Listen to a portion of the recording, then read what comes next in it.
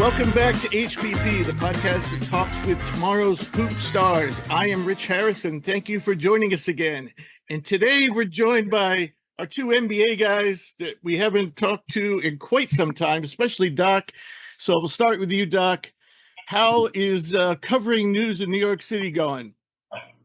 Going well, Trump debates, Kamala Harris, Diddy, Matt Adams getting indicted. It's a lot going on. But who got indicted? Mayor Adams, he's the mayor of New York City. Oh, right. I heard about that. I really, personally, I used to be like avid news person, and I can't watch it anymore. It just makes my head want to explode. So I just get just dribs and drabs here. Maybe when Trump dies, we're on the air, aren't we? Okay, I'm going to just finish that thought. How many Trump people actually are basketball fans anyway? So maybe when Trump dies, I can go back to watching the news, but probably not, because there's plenty of other craziness going on. Cameron, thank you for doing the script. I've been absorbed in college basketball, so I appreciate that. And so hopefully I will do your script the proper due. How are you doing, by the way? How was your camping trip? This time, I think you went to Somalia. You were surfing off of Mogadishu in the water. There's a lot of sharks in those waters. No, I wish. A lot more tame than that, Rich. We were just in the San Juan Mountains. It's like southwest Colorado. So southwest, kind of by Ouray, if you've ever heard of Ouray, that area. I've never been to Colorado. I've been to Utah. I've been to California. Been in Nevada. That, Rich. Come through. I would love to. Now that my back is fixed, maybe I can start skiing again. Yeah, there you Seriously, go. are you a snowboarder, downhill guy, or neither? Nah, man, I'm from the South. I didn't see snow until I moved out here, really. So wait. There's got to be snow in the Blue Ridge. It's the Blue Ridge onto Tennessee. Yeah, maybe like a couple inches here and there. Nothing real. Well, they have ski resorts in Asheville. Not Nashville. Maybe. Like up in the mountains, there's a couple of ski spots, but. Well, that's what I meant. If you go a little northwest of Asheville, I think there are ski resorts there. I don't think they're huge. Yeah, it's mostly ice. So if you like snowboarding on ice, dude, I grew up in the Poconos and skiing in New York and Vermont. It's nothing but ice. Yeah, it's the same thing in Tennessee. Yeah, sure. I mean, it's dangerous skiing in the East. At least it used to be when it snowed. It doesn't snow anymore. All right, so we will jump into the NBA. We're going to start with our NBA notebook. We got a couple quick hitters since we last talked to the NBA. We kind of, actually this season was relatively drama-free, maybe the first time in NBA history. What was your highlight of the offseason? I'll start with you, Doc. I guess the moves. I guess the team's making just adding small pieces here and there to make their teams better and going into the season coming up. So it wasn't a big. So I guess the biggest thing was Paul George to the Sixers and the Knicks, what they did, of course. Yeah. But I think the East always to me been. I told you before because I've been on this podcast. I always felt like even though the West looks like they're more competitive from 1 to 10. I just feel like those 6 teams in the East always they were all strong. So, and I think those teams always get better somehow, make moves to try to win. So, I still think the East is going to be. We probably talked about this later about Fed's forecast, but I think the East is still going to be competitive, even though I still think Boston's number 1. But I think everybody else is real close. It's going to be a dogfight. Right. Contrary to the West, where it's just hard to pick one dominant. I don't think none of them is really dominant or good. I think anybody can win in the West. I agree. As Sixers fans, everybody's saying Sixers did a great job and so forth and so on. I don't know about you, but I'm not I'm excited, but I'm not super excited. You know what I'm saying? I don't think it's a lock for them to even finish, any higher. I think they're pretty much a lock to finish 5th or higher, but that's about the only expectation I have. I don't know. What are you thinking? Are you really excited or?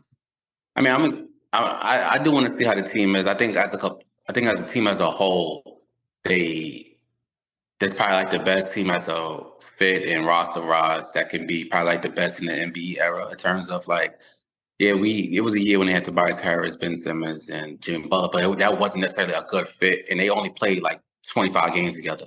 Like this team's gonna have the whole season. They added Caleb Martin.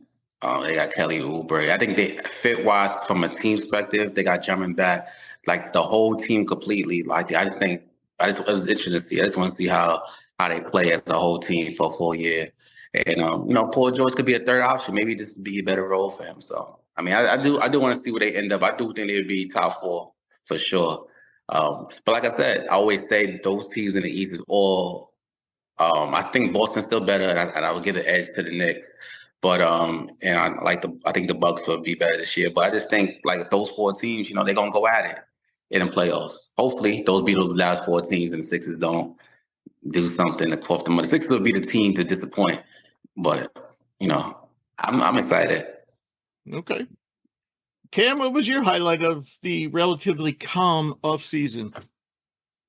Honestly, for me, I think it was international ball. I had a really great time watching the Olympics and, seeing all of those guys compete, especially too as like a, loosely a Nuggets fan, like getting to see Jokic almost take down Team USA nearly single-handedly. That was a really cool experience. Yeah.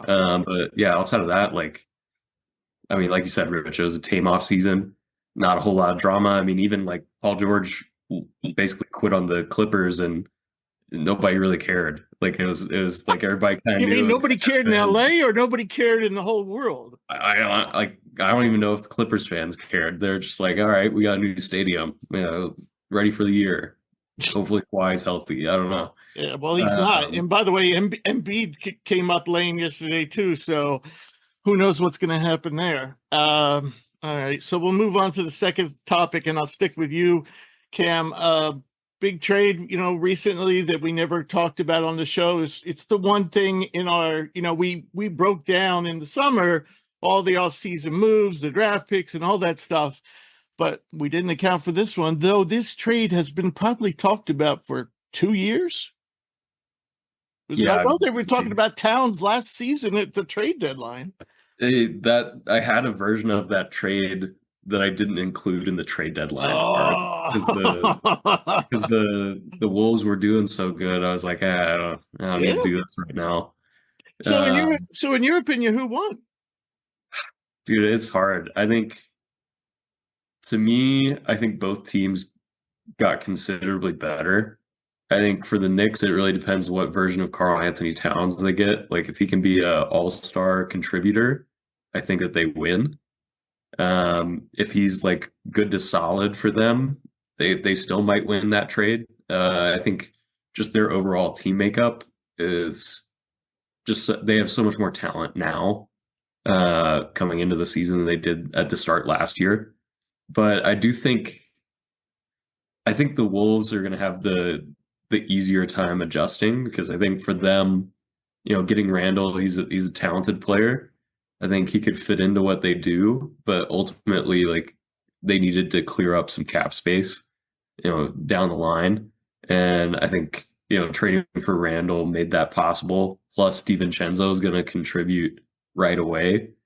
I think it added some depth for their team.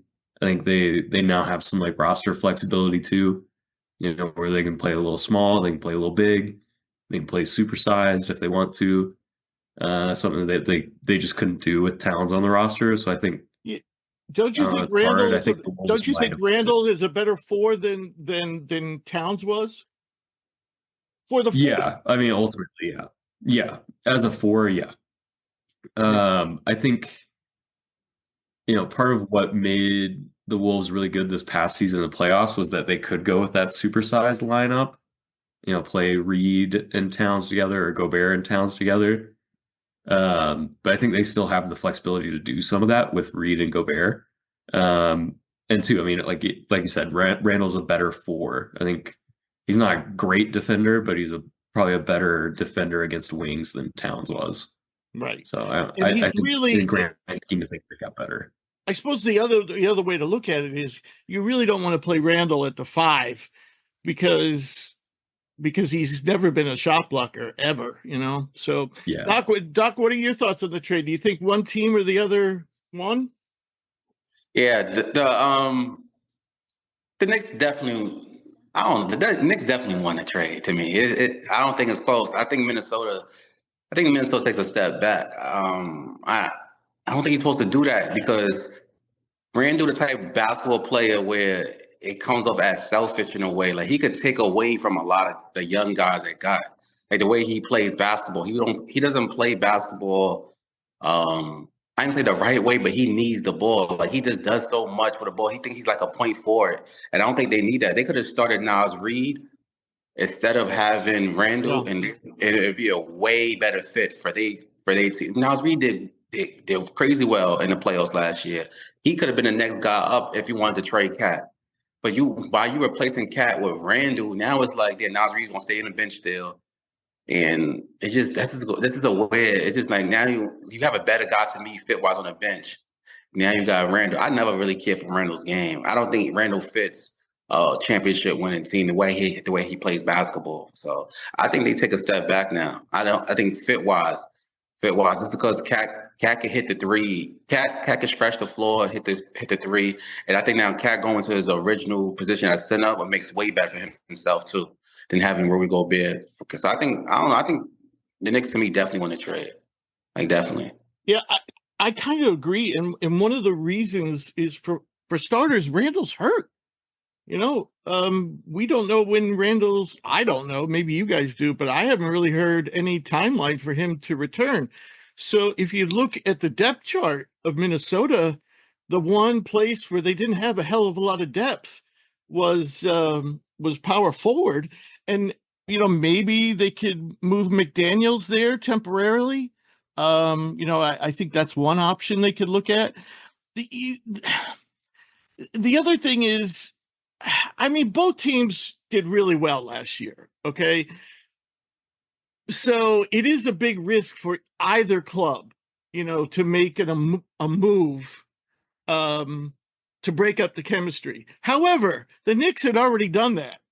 So they really had nothing to lose. They had already, you know, rolled the dice with the Bridges trade, where Minnesota had basically said was looking like they were going to roll back with one of the best teams in the West. And now they're shaking things up. I don't know. Cam, do you have any rebuttal there? Just on Randall, he's supposed to be ready to go sooner rather than later.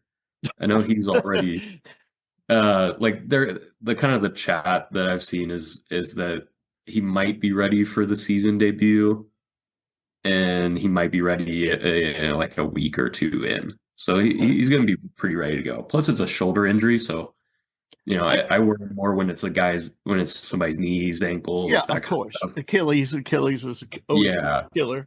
But I don't know. Doc does make a great point though that Randall's kind of ball dominant, and you really want somebody who's not very good at playing off the ball with Anthony Edwards?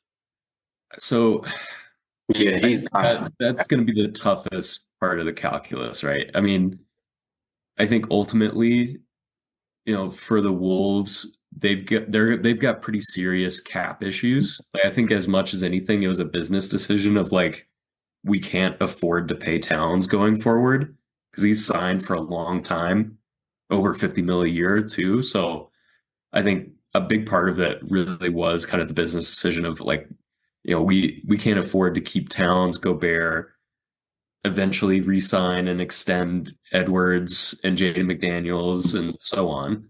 So I think I'm reading Doc's mind here, though, and Doc, tell me if I'm wrong.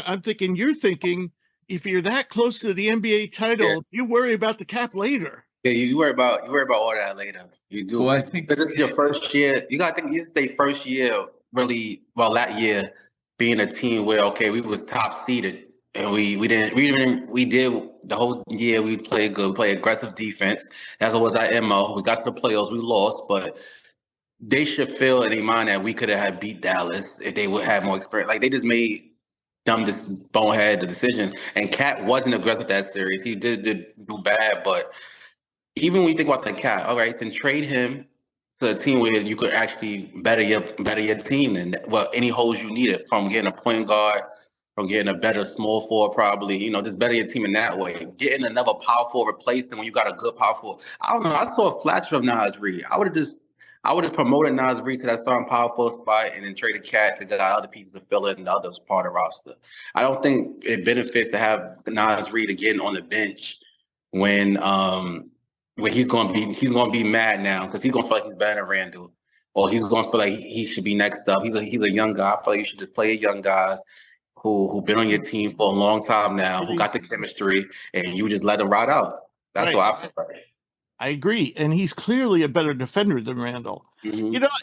Right now, if they want to, if Randall, maybe they could let Randall take his time and play Nas at the 4, kind of like Denver does with Aaron Gordon. So Nas starts, and then with Rudy sits, Nas moves up to the 5. They could do something like that. And Yeah, Randall could be the 6th man. I think realistically that's going to be like a clear 50-50 split with Gobert and Reed. I just think what Reed showed in the playoffs is he's too good to play that much off the bench, play that deep into the bench. But what's I don't funny? know, too. The one thing I worry about with the Towns side of the trade just for the Knicks is, that they're going to give up a lot defensively in terms of rim protection. And historically, that's something that they care about a lot in the Tibbs system. Right.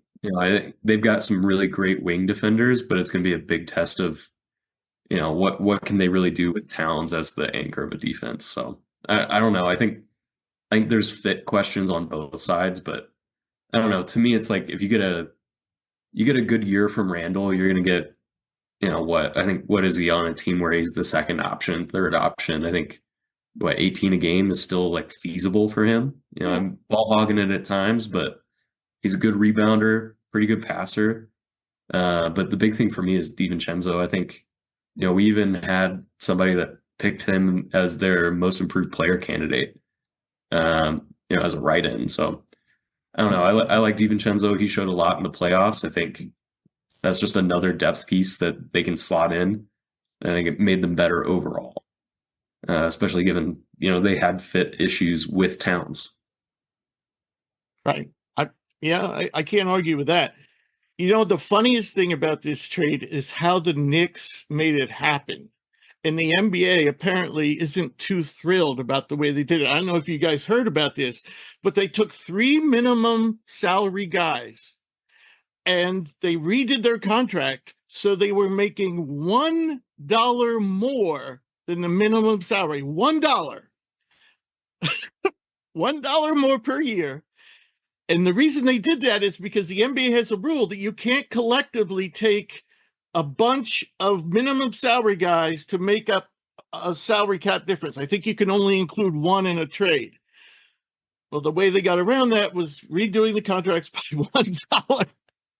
And now the NBA is mad and they're going to have to redo the rules if they don't like it. I personally think, I thought it was great. It was a brilliant move. I think the Knicks might be in the forefront of, GM of the year, and that's Leon Rose, right? It's Leon Rose, I believe. All right. All right. Last topic. Doc, I'm going to start off with you. We had a great draft, a lot of we have a great draft, coming up. All right. Ton of talent. It just looks like, one of those classic drafts that we'll be looking back 10, 20 years from now saying, wow. So how bad's the tanking going to be this year? I think the tank is going to be rough, only because of the bottom teams who everybody thinks is going to be who we assume are going to be the bottom teams, the same teams from last year, basically. I don't know if they players is going to be on tank mindset. I don't know. I feel like even the Spurs, for example, I think their record would be bad, but they have Wembanyama and Chris Paul. Chris Paul not going to tank, and Wembanyama going to play hard. So it's it's going to be tough. I just think those teams just somehow, some way, just be bad. But I don't think they're going to purposely tank. Same thing with Brooklyn. I think Brooklyn going to be bad, but they got Ben Simmons who's going to try to prove it on a contract year, and they got Cam Johnson, and the other Cam Thomas who always want to score 40 points every day. So I think those, and then you got the Hawks too. I don't think it's going to be hard. Like, you're going to tell Trae Young to tank. Like, they always in the bubble area. Right. Like, I don't know. It's not one team I could think of where I could really think they're going to tank based off the guys they got on their team and based off pass. Maybe Detroit. But Detroit is naturally bad. But I can't see no other team who naturally going to tank. Not even the Hornets. I feel like the Hornets going to have a mindset where they're going to be like, oh, no, we got to at least make the play-in.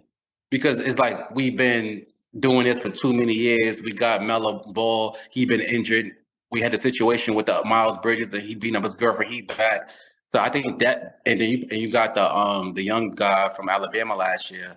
He's on 18. So I think they try to make a push to make the playoffs. I just don't see not one team taking. Maybe after All-Star break, after you see they're not good.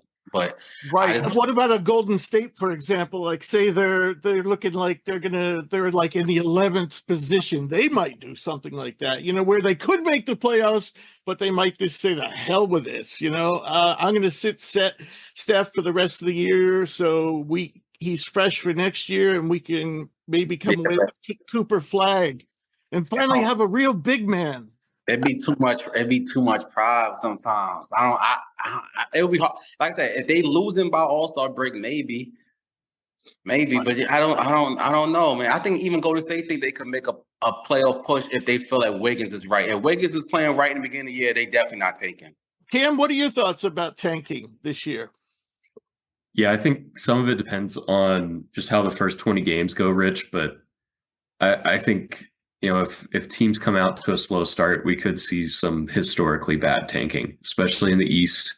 I just think there's such a disparity between sort of like the middle of the pack of the league and the lower, quarter of the league as well. And again, like, it's a really deep draft. I think teams are going to prioritize getting as high of a chance as possible at that number one pick. But even then, like, I think draft positioning is going to be really big, even from 5 to 10, from 10 to 13, right? Like, I think people want to stamp those lottery tickets this year and get as high of odds as they possibly can. But we'll see. Yeah. I could see it. I also see what Doc is saying. He's saying the bad teams there's kind of like a clear divide between, especially in the East, between who's viable and who's really not. And, and Atlanta is a good example he brought up. They're kind of like on that fringe, but yeah, I think kind of like after Miami, depending on where you have them, it's just kind of like, boom, off a cliff. Mm-hmm. All right, so we'll get into our forecast. So as we always do every year, we survey some friends of the show, like the Athletics' Law Murray participated, I think, for the second year in a row. I think Law was in it last year as well. And we people who have been with the show in the past, people who have worked maybe just on the website. But anyway, it's former and current HP people and a couple of other people who we're just friends with, who are knowledgeable. So the way Cam has these guys ordered, how do you have them ordered, Cam? Because I thought you had them over by the over under, but it doesn't look that way. Is this by the order? I have them predicted. I have them ordered based on their Fearless Forecast points. All right, great, awesome, perfect. All right, so we're picking the Celtics to be first in the East. Their over/under is 58.5. I'll start with you, Doc. Do you think Celtics deserve to be in the number one spot? You have any feelings on whether they're going to win more or less than 58.5? Yeah, they could win over, and they could be number one. That's fine. All right. What are you thinking, Cam? I'm going with the over. I mean, they were 64 wins last year. I think, they're going to miss Porzingis probably up until around trade deadline. But I don't know if it matters all that much. They were completely dominant in the East last year. I think they definitely hit 60 wins. Right. How much time did Porzingis miss last year? It was pretty significant, wasn't it? Do you know? Yeah, I mean, by Porzingis standards, he was pretty darn healthy. Oh, it was just the playoffs that is. No, he did miss a little bit of time during this season. I don't want to. I want to say it's around the 20 game mark, but nothing more than that. Okay. Definitely skipping out on some back-to-backs. Right. Which would be expected. I'm just looking here. He played in only 57 games, so you'd like to see him in that 60 mark. I'm going to surprise you both. I too, like the Celtics to win the East, but I'm going to go under just because of their depth issues. And now I cited depth a lot last year. It didn't really bite them. And like you said, they won 64 games, but I'm just going to go under here, thinking because Porzingis, they're starting the year with Porzingis hurt, and then if somebody else gets hurt, they could really, because their depth, I think, is still fairly suspect. So, and people like Drew Holiday aren't getting any younger, though I said that last year too. All right, so number 2 in our fearless forecast is the Knicks. We have them. All these over-unders, by the way, are from FanDuel, who does not sponsor the show, but we'll give them a little plug there. And they have 53.5 for the Knicks. We picked them second in the East. Cam, what are you thinking here? I love the over for the Knicks. I think historically, you got a coach that loves regular season wins and prioritizes it. I think that, bodes well for their chances of going over 53.5. 50 win team last year with, considerably less talent. Randall missed a big portion of the year. And two, they're adding in Karl Anthony Towns, who we've mentioned, Mikal Bridges as well. They're gonna have a full season with OG Anunoby, at least until he gets hurt again. But I think there's more than a 4-game margin there of improvement. Definitely taking the over for the Knicks. All righty, Doc. I take the over for the Knicks. I had the second on my fearless forecast too. So yeah, I take the over for the Knicks. And I feel the same way. I too had them second in the East, and I too like the over. So we're all in agreement there. All right. So Doc, we're going to talk about the Sixers. We have them third in our pool. That's exactly where I had them. How about yourself? I believe I had to look at it. I had them third. I have them on the Bucks like tied. So yeah, when whoever I guess beat the tiebreaker, I guess. So yeah, like I Sixers third, I guess, or fourth. And I think I like them even the Milwaukee 1 game apart type of vibe. So. And 51.5. What do you think? Over or under? I don't know. Even I go over. I guess I think exactly that number though. Like I feel like it's gonna be that number. And B not playing the back-to-back games no more. He's a clown. But it's gonna be somewhere around there. Like definitely 52, 51 for sure. They're not reaching on 55. They're not a team to get 55. Right. So I'm going to give you under because it's 51.5. So I put down my wins and I gave them 51. So I'm right there with you. What are you thinking, Cam? Well, I literally put a push into our doc, so I don't know how they could win 51.5 games, but they'll figure out a way. I don't know.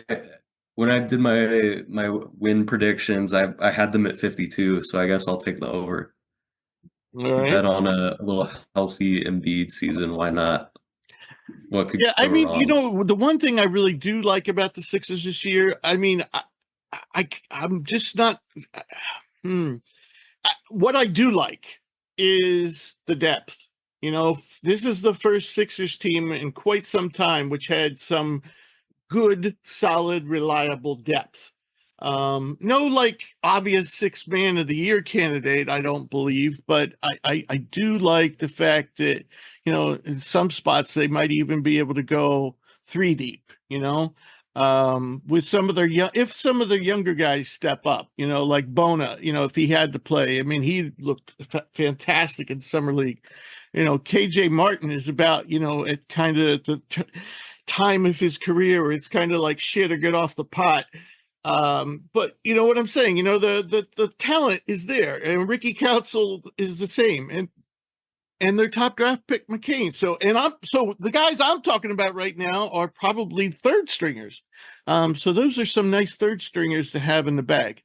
So now here's where our forecast differs from my personal selections. We have Indiana next. I had Milwaukee fourth. How about you, Cam? And by the way, the over-under for Indiana is right basically where they were last year, is at 47.5. I got to think this Indiana team's a little better than last year. Yeah, I mean, I had them fourth on my prediction, my ballot. I mean, they were 47 wins last year. This kind of felt like lazy line creation to me from Vegas. Where there's oh, what'd they do last year? Let's make it a game more or a game less. Why not?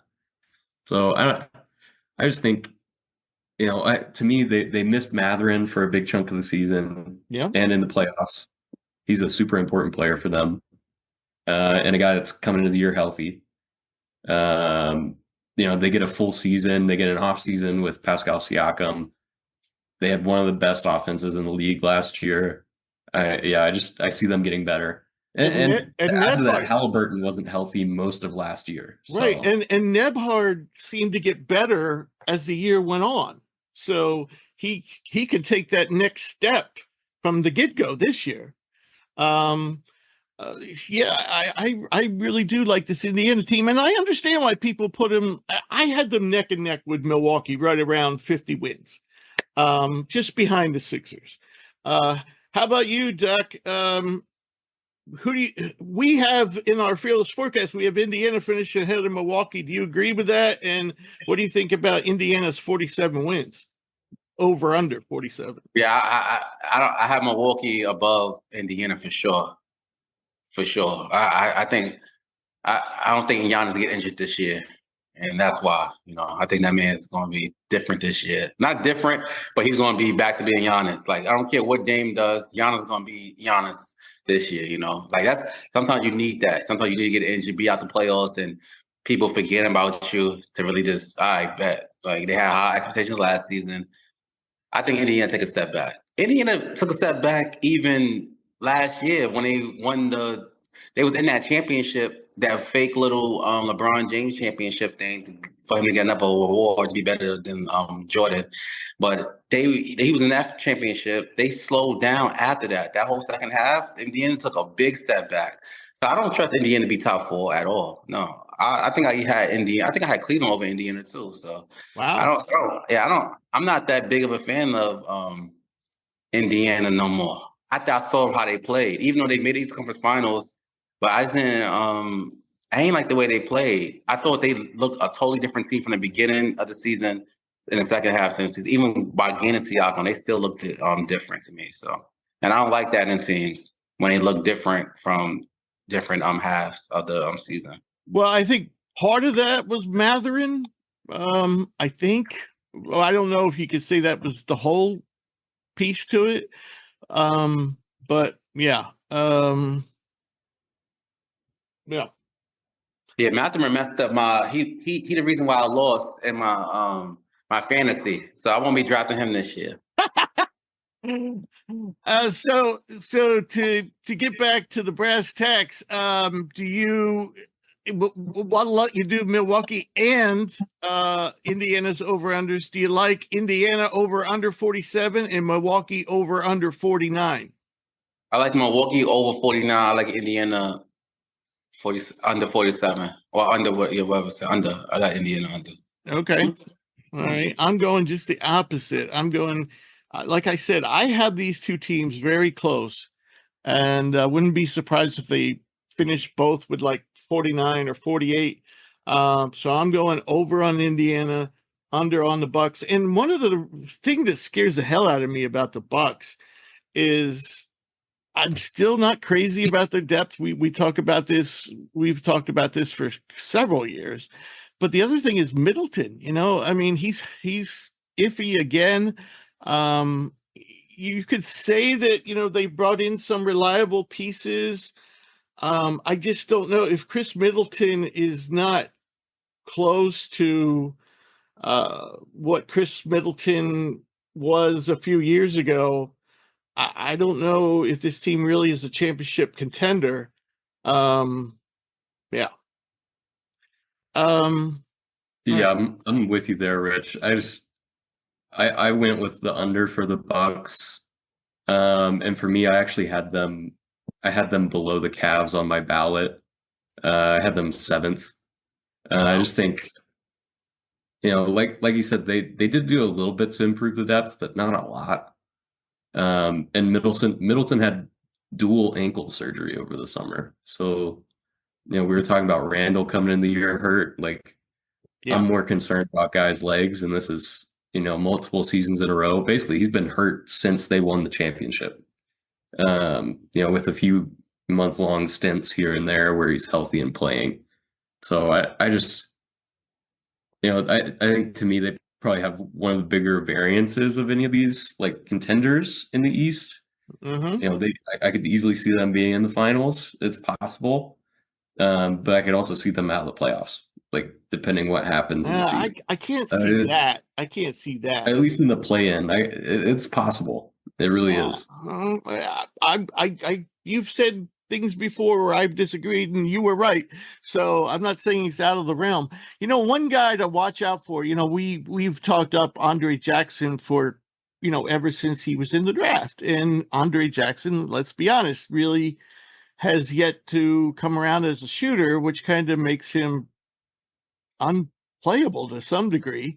But one guy who might be the saving grace for this team, who's about Middleton, is about Middleton's size, has similar attributes to him, is Chris Livingston, who was, I believe, the last pick of the same draft that Andre Jackson came out. So this is his second season. But he didn't play a lot last year, but when he did, he was solid. He looked good in summer league. I think Chris Livingston is a guy to watch who might actually emerge as like everybody's gonna be like, who the hell is Chris Livingston? And he might end up starting for Middleton if Middleton just can't regain his what he used to be. All right, so now 6th in our fearless forecast was the Cleveland Cavaliers. You guys have both mentioned the Cavaliers. Doc said he liked the Cavs better than Indiana. You said you liked the Cavs better than Milwaukee. Personally, I have them right where we have them at 6. So I'll start with you, Cam. The over-under to me seems a little high because I don't really see what this team has done to improve. The only thing is Donovan Mitchell now doesn't seem to be a discontent. He seems to be happy where he is. So I still, even though I like him for the 6th spot, I have to go under on that 48.5. What do you think of Cam? Yeah, I'm going with the under too, Rich. They were 48 wins last year. I think there's an argument for the over. You might not know, but Darius Garland was basically eating his food out of a straw last season because of his broken jaw. Evan Mobley missed time, Jared Allen missed time, Donovan Mitchell missed time as well. There's definitely an argument here that they're better than a 50-win team.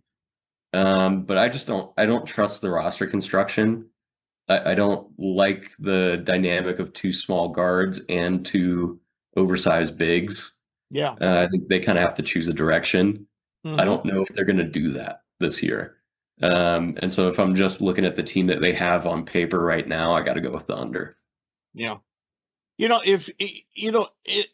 I really think they should probably trade Jared Allen and get a decent center to play behind Mobley and put Mobley at the 5.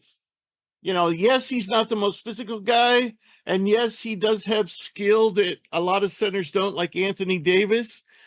But I just think, and then I think they would be better off getting a really good, a solid power forward and a solid backup center for Jared Allen, and maybe somebody else like Niang or something like that.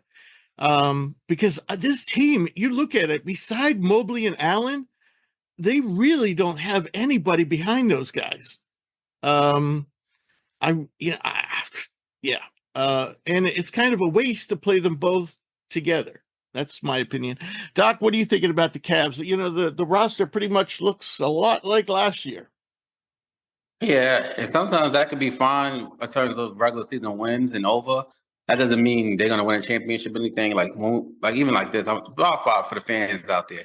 When we get an over and under, we kind of base it off of everything. The team going to be better or worse than last year, probably. But they could come with the same team and probably win the same games. But that don't mean they're going to be a good team. That's why this is kind of a hard thing to do, especially in the NBA, where you might not necessarily think a team is going to be good or have a good team or they approve, but they might get the same wins just because, that's how the regular season goes. Their regular season is just the regular season. So like I said, I don't, but this, just me saying out that thing they go under, because I don't think they're a good team. I think they're like fool's gold. They're kind of like the Dallas Cowboys, where they're like a purgatory team. Kind of like a purgatory team where you just there. You're just there. You're just there somebody has to play you, someone has to beat you. But you're not one of those Sixers, Milwaukee, Knicks, Knicks and the Celtics. So you're not one of those, but you're a good team to look at, and you might get someone a good comp, but you're not one of those. So I think I would go to under just because, like I said, I don't feel like they're a good team. I think they didn't do anything. I don't understand what the over and under is, but I'm gonna go under just because I don't think they're a good team. They may go over by 2 games. That doesn't make them a good team. That doesn't mean they stay, like I said, they're in purgatory. They're one of those purgatory teams. They should make a move. No, the Cowboys were a good example or that's not the word I want. What's the word I want? Analogy. Yeah, the comparison. Yeah. So we have the 7th team in the East. We have being the Magic.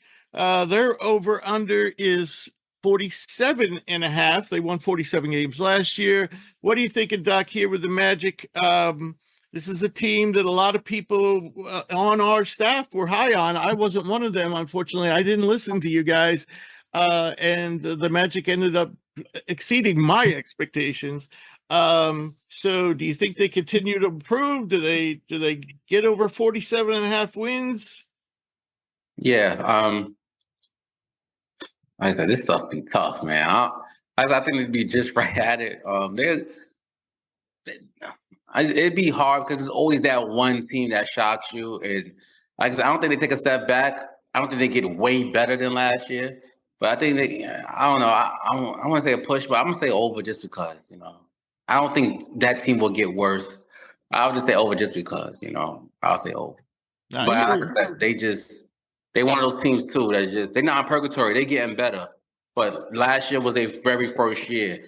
They remind me of how the Atlanta Hawks was coming up originally. That was their first year. Let's see what you do this year now, But it could be another team. I'm gonna wink at the Charlotte Hornets for later, but there could be another team who surprise you. So, all right. Cam, what are you thinking about Orlando? I know you were one of their big supporters last year. Yeah, I hate the 47.5 line as really thinking about betting because they made me a lot of money last year. But I still like the over. I think, it's almost the exact same team. Really, they've just added in Kentavious Caldwell-Pope as a replacement for Joe Ingles. And I think, that's pretty clearly an upgrade. They haven't re-signed Markelle Fultz, but no one has. So who knows? Maybe he could return to that roster. I don't know. I like this team a lot. I think you gotta expect either of Paolo Banchero or Franz Wagner to take another leap forward. If both of them do it, then they're definitely hitting the over. But they probably hit the over just if Banchero makes a small adjustment to his shot, that could literally be the difference in that margin. So yeah, I'll take the over. Alrighty. I gotta agree with you that with Pope, they do look a little better, and I definitely don't think they have enough to make a big splash. Like maybe they win a first round series, but I don't see it going any further than that. That's actually what they did last year, right? No, they lost to the Cavs, but They lost to the Cavs. It was a 7-game series, I think. Okay, all right. So I knew they exceeded my expectations in that series as well. There's some guys on this team, and I'm just talking about from a draft perspective right now. Caleb Houston, Jet Howard. I know Anthony Black's only in his second year, but Jonathan Isaac, he's actually been around for a while. A lot of these guys, and Isaac was actually playing very well before he suffered a series of injuries. But there's a lot of guys on this team that have a lot to prove. And I think for them to take the next step, it's going to have to be one of those, somebody out of that group I just mentioned, I think is going to have to emerge. But I'm going under because I don't learn. I'm pig-headed. So I just think you guys' argument makes sense. I just think again, I always point to depth. I'm always thinking what could go wrong and can they overcome it? And yeah, that's what I'm thinking. By the way, somebody has their eye on Fultz. Because I forget who it is, but somebody's really thin at point guard. Maybe they'll come to me as we get down the list. I think it's in the Western Conference. But anyway, all right. So the team I had in 7th spot is the team that, as a group, we have in the 8th spot, and that is the Miami Heat. The over-under on them is 43.5. They won 46 games last year. Now, I get it.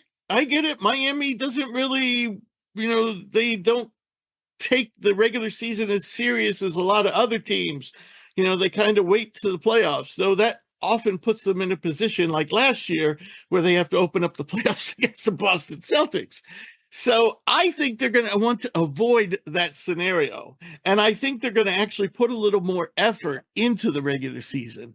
I also think that this team, had so many injuries in the last year and is going into this season much more healthy. And so much so that maybe Jimmy Butler doesn't have to play a ton, and players like Jaime Jaquez and rookie Khalil Ware, who's looked fantastic. Nikola Jovic, who looked really good at the end of last season.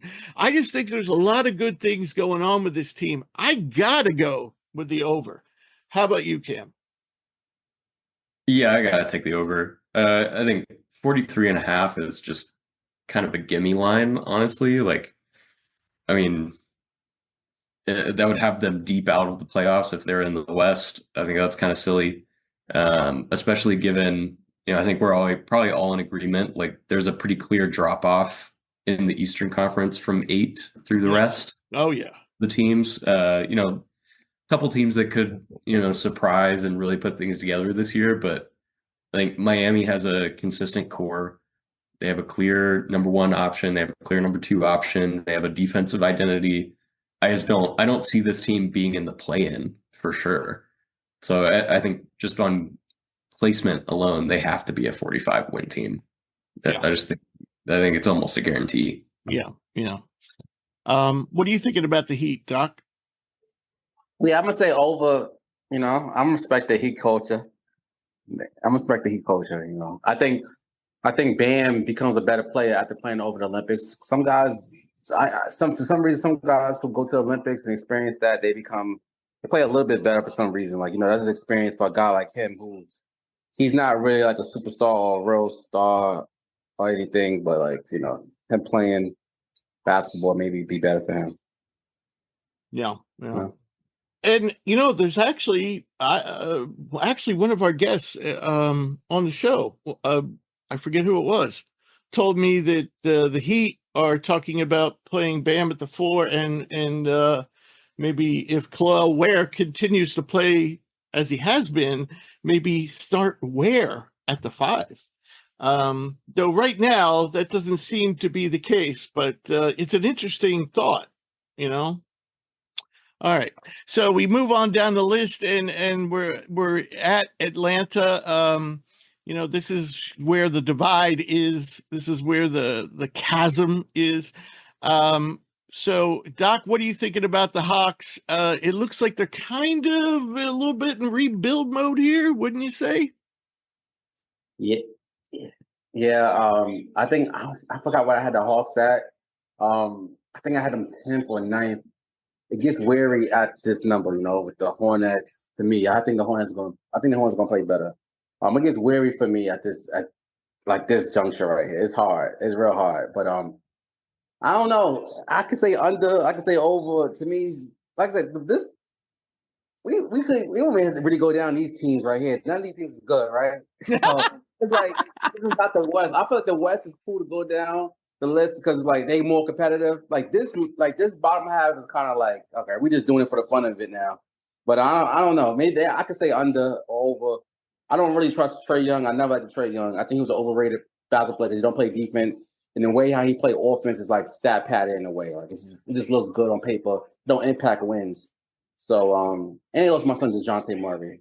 Yeah, I don't know. I don't really. I could say under and over, but I feel like just them being together so long and them being the Hawks 9th, 8th, 10th, one of those seeds. So I say under just because. All righty. What are you thinking, Cam? I just now switched to the under. I've been going back and forth on this team. I've never liked this roster. Part of the reason I was willing to maybe go over is because I think the number is just so low. Mm-hmm. But just the more I think about it, it is a chasm between the top 8 in the East and the bottom the bottom 7.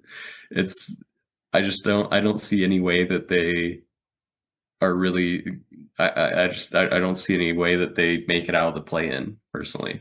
And to me, this is one of the teams that might purposely, pack it in, because they have just enough talent to kind of be in the mix, but at the low end of the mix, the play-in, section.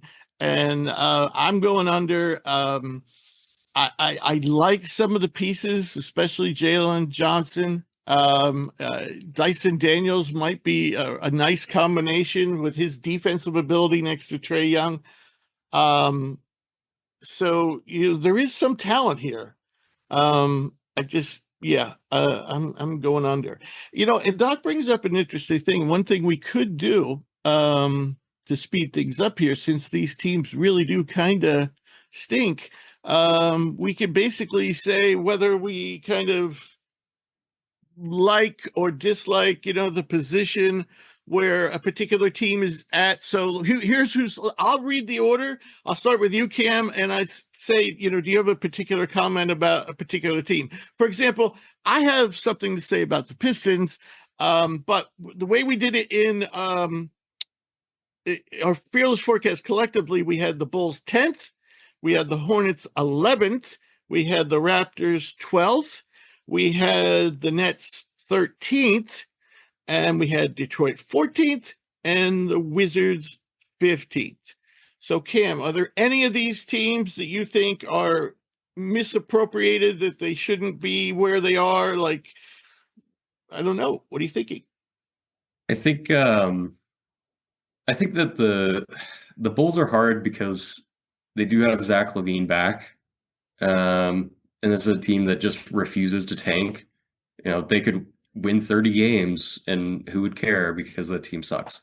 To me, it's the Nets. I feel like the Nets are going to very purposefully try to be the worst team in the NBA this year.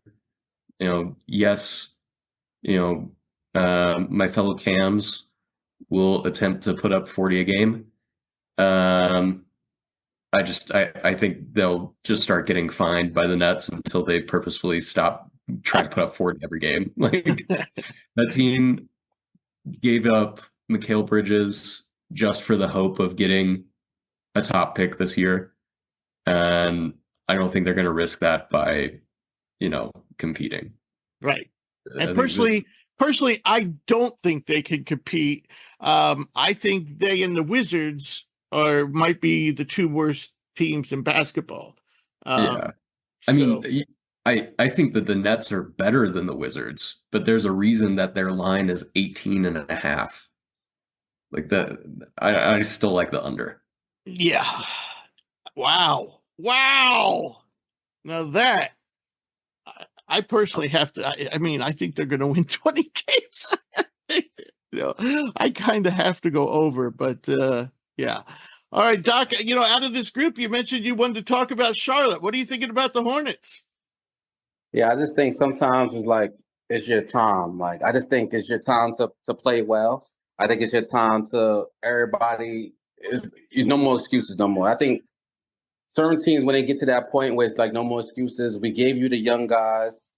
I mean, we gave you the young excuse. We gave you the injury excuse.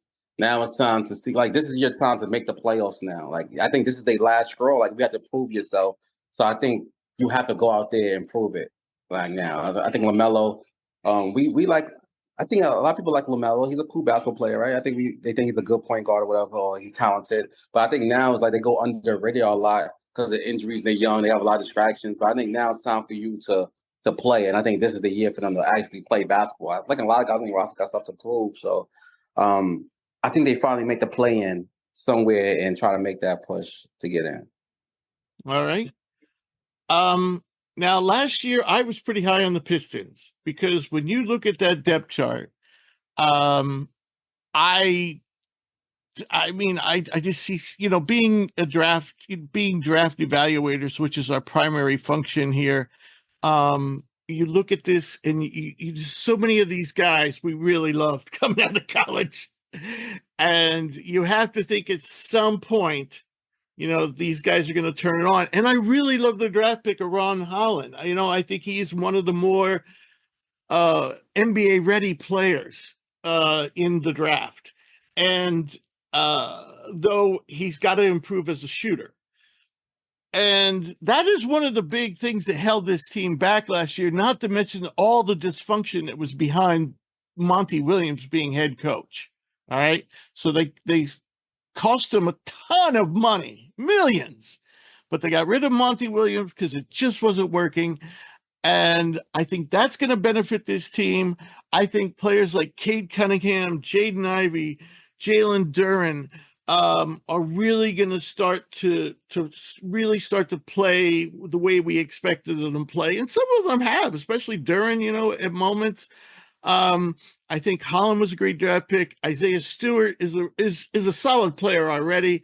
You have Vasir Thompson, who is a really good defender. He's actually hobbled right now, but he's another one on this team that what's holding him back from being a star is a jump shot. But the one thing they did do is they brought in 3 veteran guys who can actually shoot the ball in Tim Hardaway, Malik Beasley, and Tobias Harris. I don't know if Beasley's going to start. I think Harris will. I'm pretty sure Hardaway is going to be coming off the bench. And I think Beasley may or may not. I think he may start the season as a starter, but maybe by the end of the season. But I just think this Detroit team, last year I loved them, and they were historically bad team.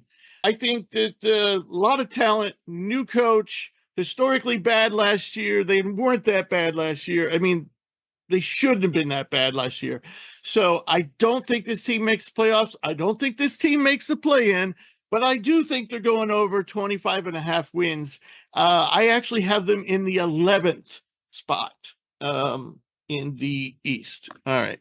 So now we'll move on to the West. I'm hoping Doc can join us, but what we'll do is we'll go through that order, and we might have to talk about a lot of these teams because a lot of these teams are definitely in the running to make the playoffs. I don't think there's many that you could say are definitely out. But the order we had them in, Oklahoma City first, Denver second, Dallas third, Minnesota fourth, Memphis fifth, Phoenix sixth, Kings seventh, Lakers eighth, Pelicans ninth, Rockets 10th, Clippers 11th, Golden State 12th. Wow, wait till Drew sees that. Spurs 13th, and Jazz 14th, and Trailblazers 15th. So, Cam, the over-under on Oklahoma City, 56.5. The last year they won 57 games. What are you thinking here? I like the over.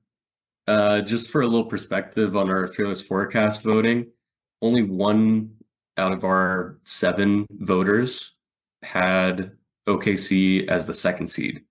Everyone else agreed that they were the 1 seed. I think they're going to need a few more wins this year to secure that. So I like the over. I think they're a 60-win candidate.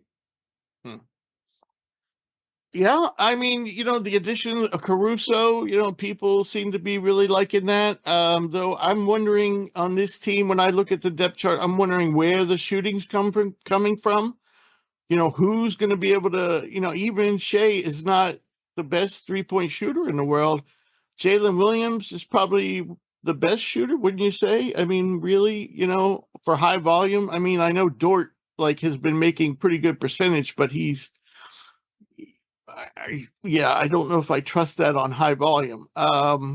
So personally, I picked them to win the West, but I picture the West to be like a conglomeration of perhaps 3 to 4, maybe 5 teams, kind of around that 50 to 55 mark. And I don't think any team in the West is gonna get over 56. So I'm going under. But I do like OKC to finish first in the West. All right. So I guess we don't have Doc right now. So, all right. So we'll talk about Denver. Cam, we have them second in the Fearless Forecast. What are you thinking there? I don't have Denver second. I don't either. So some people are very high on them. I think that this team, I don't know if they're at the same level of competitor, in terms of a finals contender this season compared to last season. Right. I still think that they're a great team, though. I had them more in the range of top 3, top 4 in the regular season standings, but I can pull up our voting here. It got pushed over mostly by some of our later ballots. They're predicted as high as 1 and as low as 5 on our Fearless Forecast ballot. Where'd you have them? I had them 4. I went with 3. I had them 3. I just think, Jokic alone is just such a wrecking ball in the regular season, and he's never hurt. So I just think, I don't think they'll have as much of a push this season to get a top 3 seed even. And I definitely see them going under 57 wins, which is what they had last year. But I still like the over at 50.5. I think, really to be in that top 4 range, I think you're going to have 50 wins in the West. Yeah, I hear you. I hear you. Like I said, I think the top 4 are going to be in that 50 to 55 range. I have them 4th. So I'm going to say they're going to be if OKC's at 55, then I think the Nuggets will be at 50. So I'm going under. So yeah, I just don't like the moves that this team made or didn't make. Maybe I should say. You're counting on, every year, this is the 2nd year that they seem to take a step backwards. And that was proven, because they didn't even, get to the finals. I think it'll serve this team well to finally sort of force Mike Malone's hand, and they have to play some of these younger players that they've bet heavily on. Right. Like, really like down the stretch of the playoffs, they had basically a 6-man rotation. Right. And you can't win that way in the playoffs. Regular season, you can get away with it because you're filtering in extra guys. Maybe you go 7, 8 deep. Mm-hmm. But this year they're going to be forced to play Brown heavy minutes, Peyton Watson heavy minutes, Hunter Tyson. All guys that we liked out of the draft. We just haven't seen a lot of them. So I don't know. I think it might be a rough start to the season for the Nuggets, but I feel like they'll steadily improve throughout the year, I think. Another thing I'm concerned about, Jamal Murray, didn't look good, at the Olympics, didn't look good in the playoffs last year. Now he's coming up with some kind of knee ailment. This is scary stuff. And Russell Westbrook was brought in, but, we know Russ is not a great shooter, and this team doesn't, Braun is a good shooter. Obviously, Michael Porter is a great shooter. But, Strother, theoretically is a very good shooter, but we got to see that, during the regular season. So there's not a ton of shooters on this team. And I was actually surprised because, all reports said that Jokic wanted Russell Westbrook. And what do you think the thinking is there for him? Because he is a thinking man's basketball. He's got a basketball mind, So what does he think? What is he thinking that Russ can bring to this team that they haven't had? So I really like the Westbrook fit. I wanted the Nuggets to sign him after the Lakers moved on from him. Mm. So before he ended up with the Clippers. A couple of reasons for that. One, this team has traditionally had one of the slowest paces in the NBA. Right. If there's one thing that Westbrook's great at, it's getting out in transition and pushing the pace. Right. One of the lowest drives per game of any team. Part of that's because they play so much at a dribble handoff. Part of that's because so much was pick and roll and like looking for short roll. But his shooting's not great, but Westbrook is, if anything, he's still a great driver. Indeed. And plays with energy, Yeah. I think, and realistically too, like the biggest hole that they had last year was they didn't have an option behind Murray when he was hurt. Like he was playing most of the playoffs with a calf injury. If you've ever played with a calf injury, it's damn near impossible because you can't cut, you can't move. And I think that was a big priority, was just having that extra, really just having that backup for Murray, knowing his health history. But two, I think, I hesitate to call Russ a really intelligent basketball player, but he definitely is. I think he kind of gets, especially being in the LA market for the past couple seasons, he gets shot on a lot for his mistakes, but he has there's a very high IQ basketball player in there still. Mm-hmm. Yeah. He's a good cutter. And two, like his shot has actually looked pretty decent in preseason so far. So I don't know. I think I'm not the only thing that I'm worried about with this team, beside Murray's injury situation, is where is the shooting going to come from, especially if Murray is misses 20, 30 games. So, I think Saric was a nice pickup. Yeah. I think, but they're really counting on getting, some good minutes out of Strother and Peyton Watson. Yeah. And, so, yeah. But I really thought Russ, people are so fickle. Do you remember when Russ was doing the challenging Oscar Robertson's averaging a triple-double, and nobody can say enough good things about Russ. And then 2 years later, he's shit. And it's like I really dislike when people do that stuff.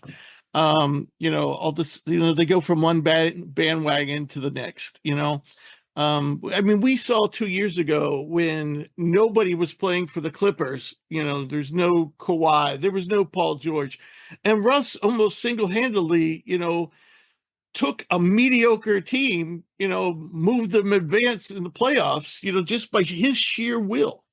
So, I'll never say a bad thing about Russell Westbrook myself. Me neither, man. Right. Can't do it. All right, so we move on to the third position, and we have the Dallas Mavericks there. Personally, that is where I had them. I had them finishing above Denver. I'm going with the over here on the 50.5. What are you thinking? I had them fifth on my ballot. My thinking is, yeah, I didn't love them as a regular season team last year. Of course, I kind of had to eat crow because they made it to the finals, but I still don't love the roster construction, and I honestly kind of think they got worse this year. I'm not a big fan of the Klay Thompson signing. Well, I'm not making. I personally, I hear you there. I'm not making a big deal. I don't think he's like a world saver. Well, I think based on what they've committed to him, they kind of need him to be. I think he can't miss time. I just think like last year's team, they relied on Derek Jones and his athleticism and defense and shooting and verticality, and they don't have that anymore. They obviously have other sources that they can get that from, but I just think, part of their strength as a team was they finally had like real wing defenders next to Kyrie and Luka, so that they could piece together a defense and make it work. But I mean, based on what we saw from Klay last year, I don't think he's the same sort of defender that he used to be. He's not as athletic as he used to be. He actually took offense to similar comments that you're making. He responded. He's not, though. I mean, it's just pure. If Drew was here, he'd be the first one to say it. Like, he's not the same player. That's right. Okay. But I think Dallas is almost bet on him being that guy again. And I just I can't trust that. Yeah, to me, Klay Thompson right now, is like a great sixth man. Yeah, but I think what he has to be for them is a consistent third scorer. Okay. I just he's going to get a lot of open looks, but even his shooting numbers are not quite what they used to be. So I don't know. I think a lot of their season and their hopes to improve over last year kind of hinge on him as a player within their system. And I don't have high hopes for what that can be. They were 50 wins last year. The over-under is 50.5. To me, I think the West got a little bit better this year. And for that reason, I got to go with the under. I just don't. I think there's some other teams coming up that could, surpass that 50 win mark. But I like those teams more than Dallas. All right. Personally, I hear everything you're saying, but when I look at this team, first thing I'm looking at is their center position. I love their center position. Those guys are like carbon copies of each other. I think Lively ultimately has a much higher ceiling. I think Gafford's already at his ceiling, and I think Lively will if he doesn't surpass him this year, he's going to do it next year, and he's going to be the starting center on that team. But they really are good at protecting the rim, and they drafted another excellent defender with mobility who's close to 7 foot in Olivier Maxence Prosper. So, yeah. Well, he's not close to 7 foot. What am I saying? But you know what I'm saying. He's kind of like an all-around defender type, but doesn't seem to be ready yet. But they bring in Najee Marshall. They're hoping that he can be a Derek Jones-like player. I get that. If he reaches that level, I'll be surprised, but I think he's reasonably in the ballpark of Derek Jones, who played his career best last year. And another piece that I like is this team has a ton of good shooters. You know, first we have Luka and Kyrie, but then behind them we have Spencer Dinwiddie and Quentin Grimes. Then we throw in Klay Thompson, Maxi Kleber. We know can knock him down from the 4 spot. There's just a lot of options. We're not even talking about Jaden Hardy, who's maybe not so much a great shooter, but a scorer. A lot of offense on this team. Defense is somewhat questionable, and I think they're banking on guys like PJ Washington and Gafford and Lively to kind of hold down the fort. And if Najee Marshall does turn out to play as well as Eric Jones did last year, this team's definitely going to be better than last year. And I think they will be better than last year. So I'm taking the over. I like them 3rd in the West. So I hope I didn't drag that out. But now the team I'm picking for 2nd in the West during the regular season, I might add, is the Minnesota Timberwolves. And their over-under is 51.5 after winning 56 games last year. I got to go over. Even though I personally Doc and I weren't too keen on. I'm not saying I'm in love with Karl Anthony Towns. It's just when we're talking about who won that trade, I kind of think the Knicks were on the better end. And it is kind of scary to be so successful last year and mess with that formula. But I still think this Minnesota team is going to be fighting for the top spot in the West. What do you think, Cam? Oh, I'm with you all the way, Rich. I have them also 2nd on my ballot. So I'm a big believer in the Timberwolves. I think what they showed in the playoffs last year was really special, and I don't see any reason that they're going to have a worse defense this year. Moving on from Towns, if anything, I think they might have improved on that end. I think they're going to have an easier time on offense with Randall over Towns, with the added flexibility of DiVincenzo, with a great draft with 2 rookies that I really like and I think can probably contribute right off the bat with Terrence Shannon and oh my gosh, I'm blanking on kid's name. The other rookie? Yeah. Guard. Dillingham. Yeah, Rob Dillingham. God, I don't know why I couldn't pull that name out of my head. Wait till you're my age. I know, right? Yeah, it's not a good sign. But man, I just think I think Anthony Edwards is very much him. I think he's ready to just kind of fully control this team. And I love Jay McDaniels too. I think that's a guy that could take another step forward offensively, and he could easily be one of the best wing defenders in the league. I love this Timberwolves squad. I think they're just a lot of fun to watch, and I think they're going to be in that same 56 win range this year. Yep. So definitely taking the over. I agree. The only thing, as I mentioned with Randall being hurt, the guys behind Randall, if you're going to keep Naz Reid at center and solely at center, then you're looking at Leonard Miller, who is yet to really come around, Joe Ingles, who's on his last leg, Keita Bates-Diop, who's, a serviceable 3rd stringer. I don't think he's much better than that. So, why not a little Luka Garza?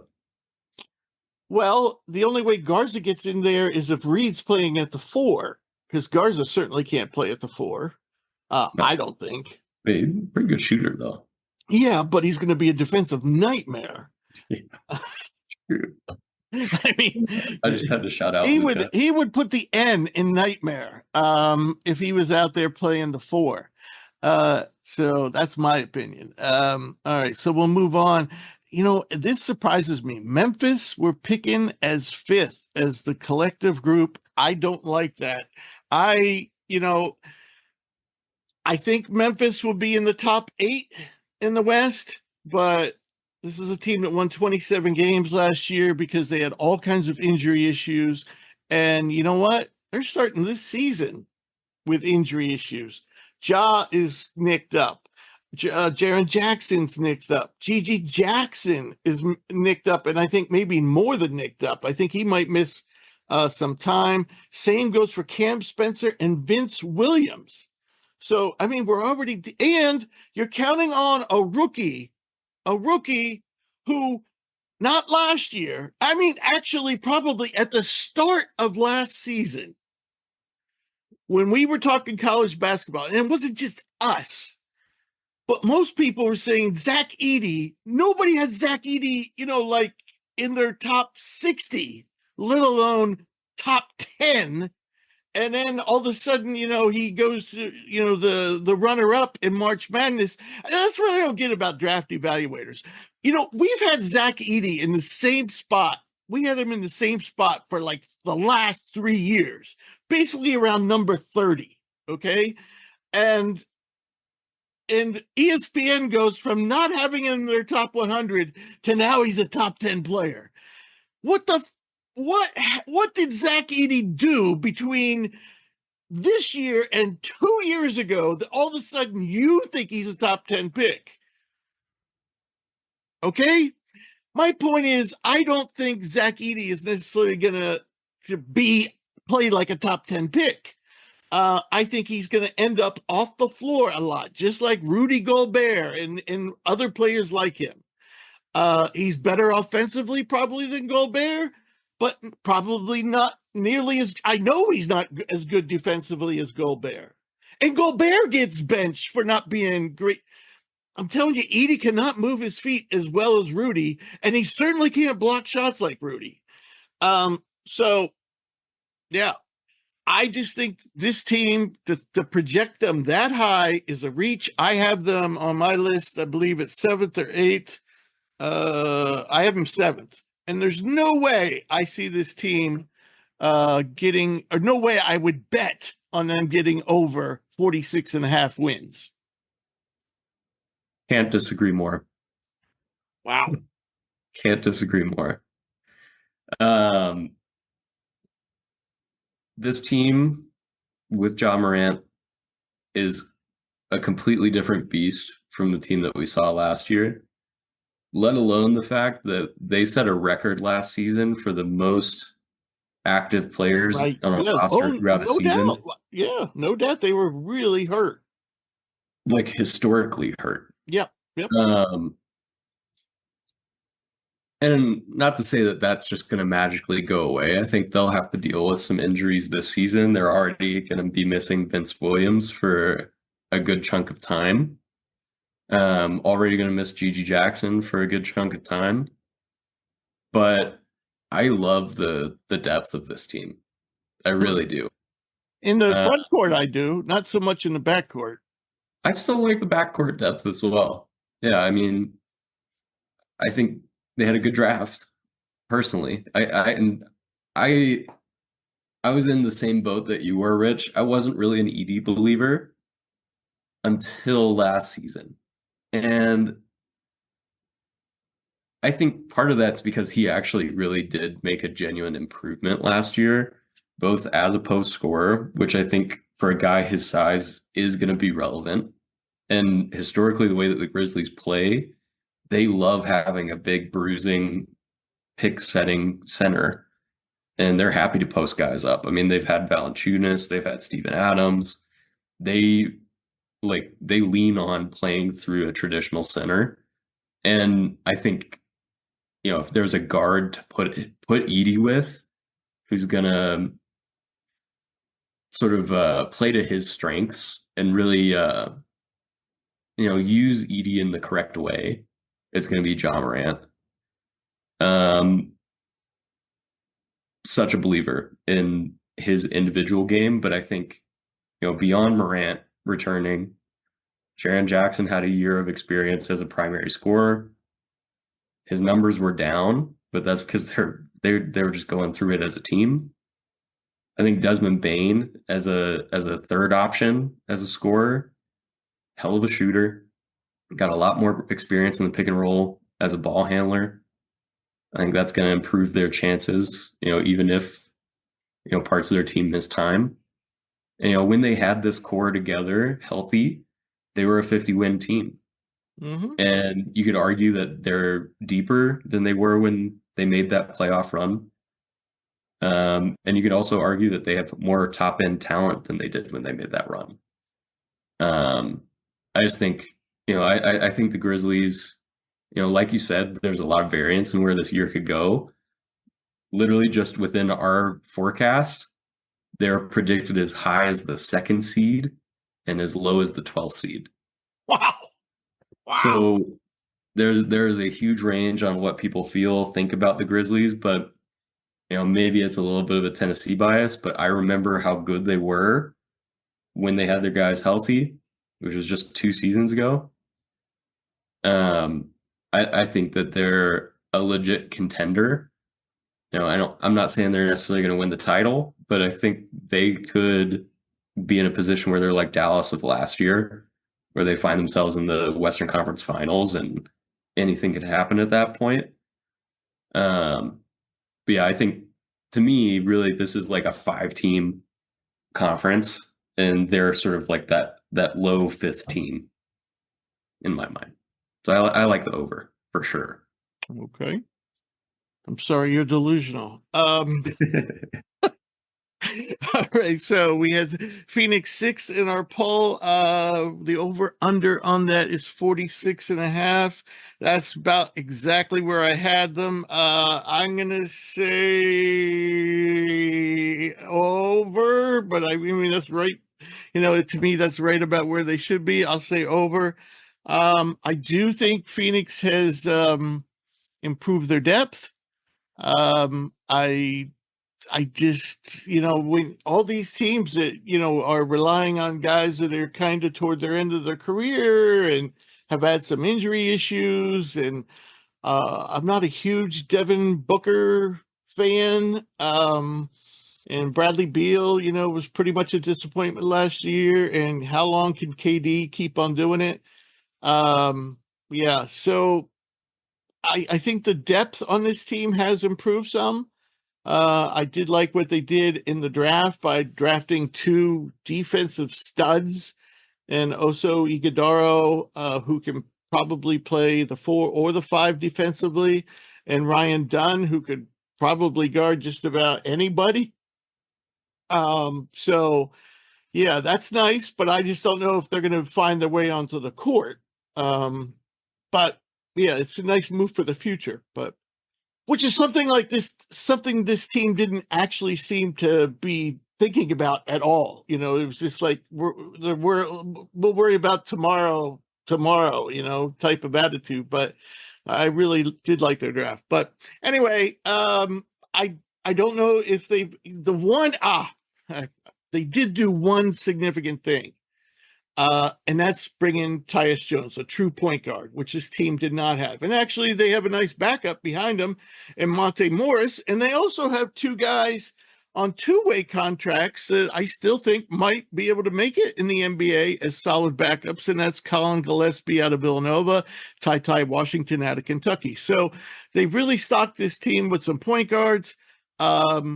And I think that was really, really smart move. And that's probably why I'm much more positive about Phoenix this year than I was last year.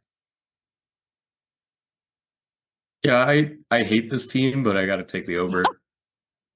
I didn't like them last year, and like, yeah, you're right. Like Tyus Jones, Monte Morris, I think are really important signings for them because it brought me so much just anguish watching Devin Booker have to get full court pressed in a regular season game because they didn't think it would be a good idea to sign an actual point guard.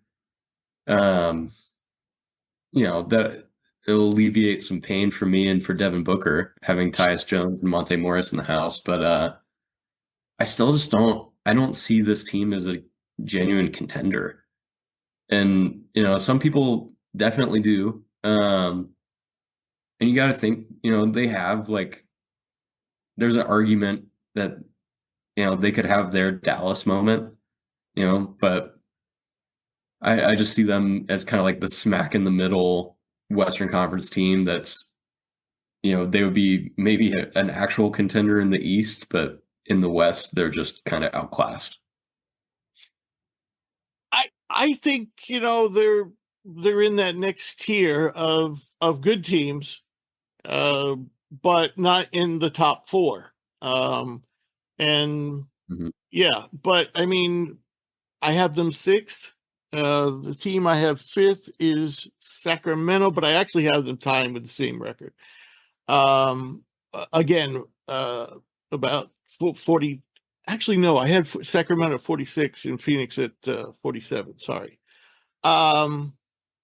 So I actually have them 8th. Sacramento? Yeah. Oh no, Phoenix. Oh, okay. All right. Yeah. So Sacramento's next on our list at number 7. I'm going with the over. You know, I was a big supporter of Sacramento last year. I thought they were gonna. Did I pick them to go to the finals? I know I had them in the conference finals, but did I pick them? You picked them to go to the finals, Rich. Right. And what I overlooked was, yeah, they have a lot of offensive talent, but man, they just don't play defense. And I see similar, they did bring in Devin Carter to shore up the backcourt defense, but he's hurt, and he's probably not going to be ready for a couple of months. And that's about the only major change on this team, and it's really not a change since he's not available. They did sign DeMar DeRozan, which, right, I said, isn't going to help the defense. Right, he was actually part of the trade. For what trade was he involved with? Or did I think they was it a sign? It was a sign. I think they signed him outright. It was a sign and trade. Oh, was it? I thought it was a sign and trade. All right, you might be right. But interestingly, they just traded away today Jalen McDaniels, who was one of the few players on this team that actually could play defense, and they're really suspect in the front court behind Sabonis and Murray, Keegan Murray. They really have a bunch of also-rans and two-way players, and there's just so many players on this team that are guards. Yeah. But again, they should put up points aplenty, but I just don't know who they're going to stop. And I'm actually almost talking myself. I definitely made a mistake, I believe, in putting them in the forecast. I had them ahead of Phoenix. If I could change my vote, I would. I would have them, slightly behind Phoenix. And I really don't see where this team is going anywhere the way it's constructed. Just too many scores and hardly any defenders. Yeah, I mean, really fun team to watch. I respect the way they've kind of built this team, where they've committed to some players that are really good but hard to build around. I think Sabonis is a classic example of that. Extremely talented player, but almost impossible to build, even a league average defense around him if he's going to be your center. I think this team is just destined for 45 wins, so I got to take the under. Yeah, I can see that. Fun to watch. Yeah. All right. Number 8 on our list is the Lakers. Personally, I had Lakers at 10. And the over-under on this team actually surprised me, 42.5. I actually have seen 43.5. At 43.5, I'm definitely going under. 42 is about where I had them, so boy, it's so close. That's a tough one. I like the over. Yeah, I'm going over. But I'm not crazy about it. I'm going over. And if we look at what the Lakers did, of course, much discussion over Bronny James, but we're not going to delve into that here. This team has basically rolled it back. I do really love the draft pick of Dalton Connect, who I thought was a steal at number 17. And and we'll talk about him more later, I think. But that's the main difference on this team, I think. So I'm not overly excited about the Lakers. I think they're going to be better this year. Okay. I think they might end up with about the same number of wins as last year, which was 47. Mm-hmm. I think personally, I think the Redick hire over Darvin Ham, you can debate how deserving JJ Redick is of that job, but I think he's going to improve their offense for sure. They might take a step back defensively, but I don't know. I'm excited to see Dalton Connect chilling in the corner, coming off of LeBron James AD pick and roll. I think that's a recipe for success for the Lakers if that's the situation offensively. So I like the over. I think 42.5 is a very generous line for a team that has, their only goal is to really be in the playoff contention. So right, they're kind of like the Heat of the West for me. Like, I don't think they're going to try too hard in the regular season, but I know that they're probably going to be there at the. Well, we know they're not tanking. That would not be tolerated. Situation. No. Yeah. Right. All right. So next in our forecast was the Pelicans at number 9.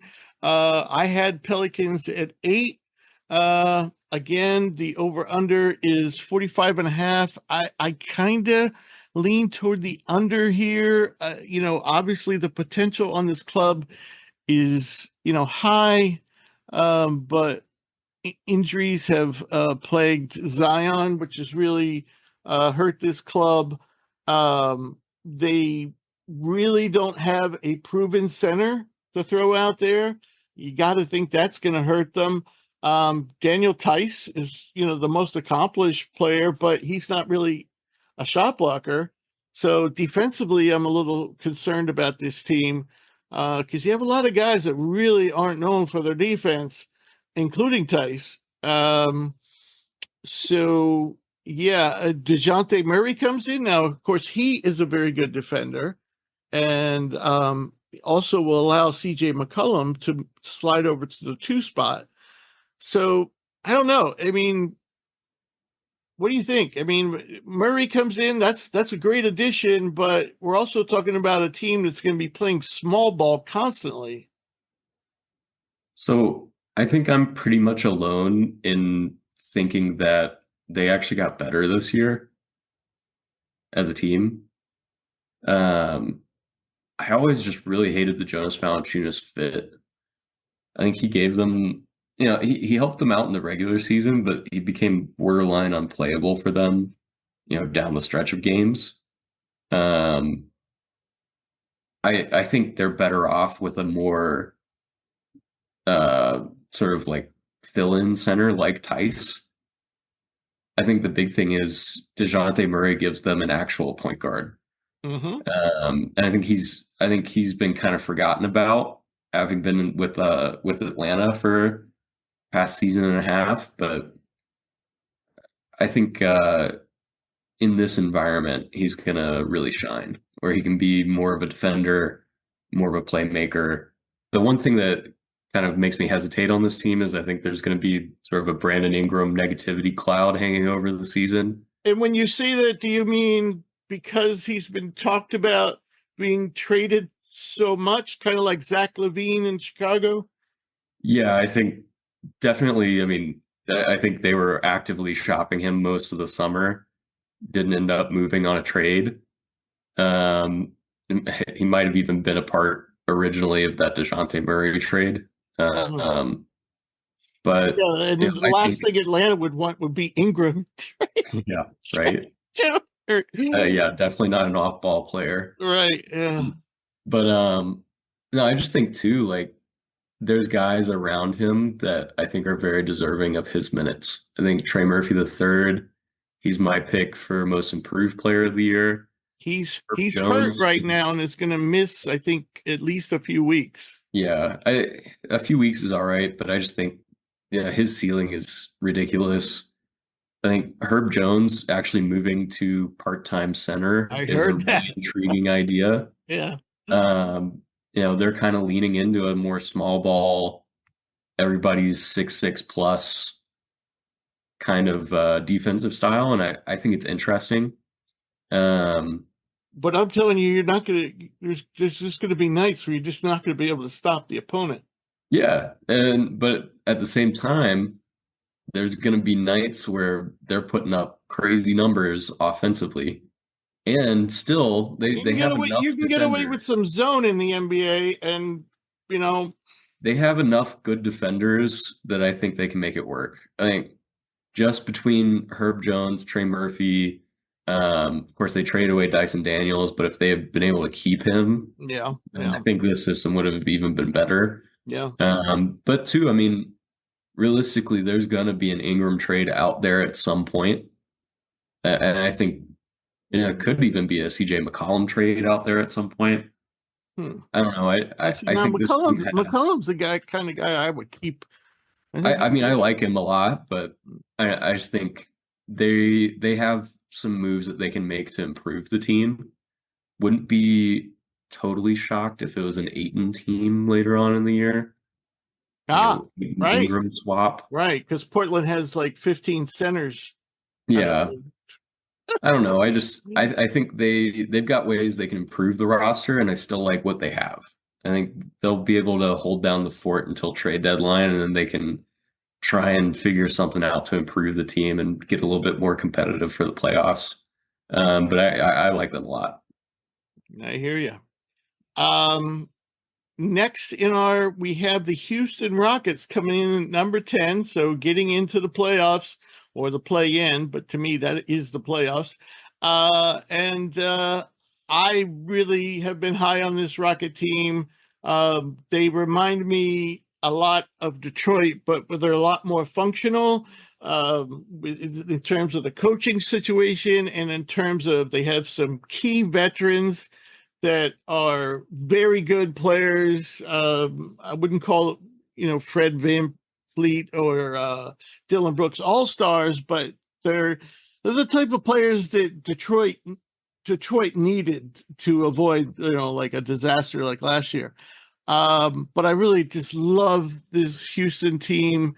And I agree with you. I see you have the over, and I can't argue with you.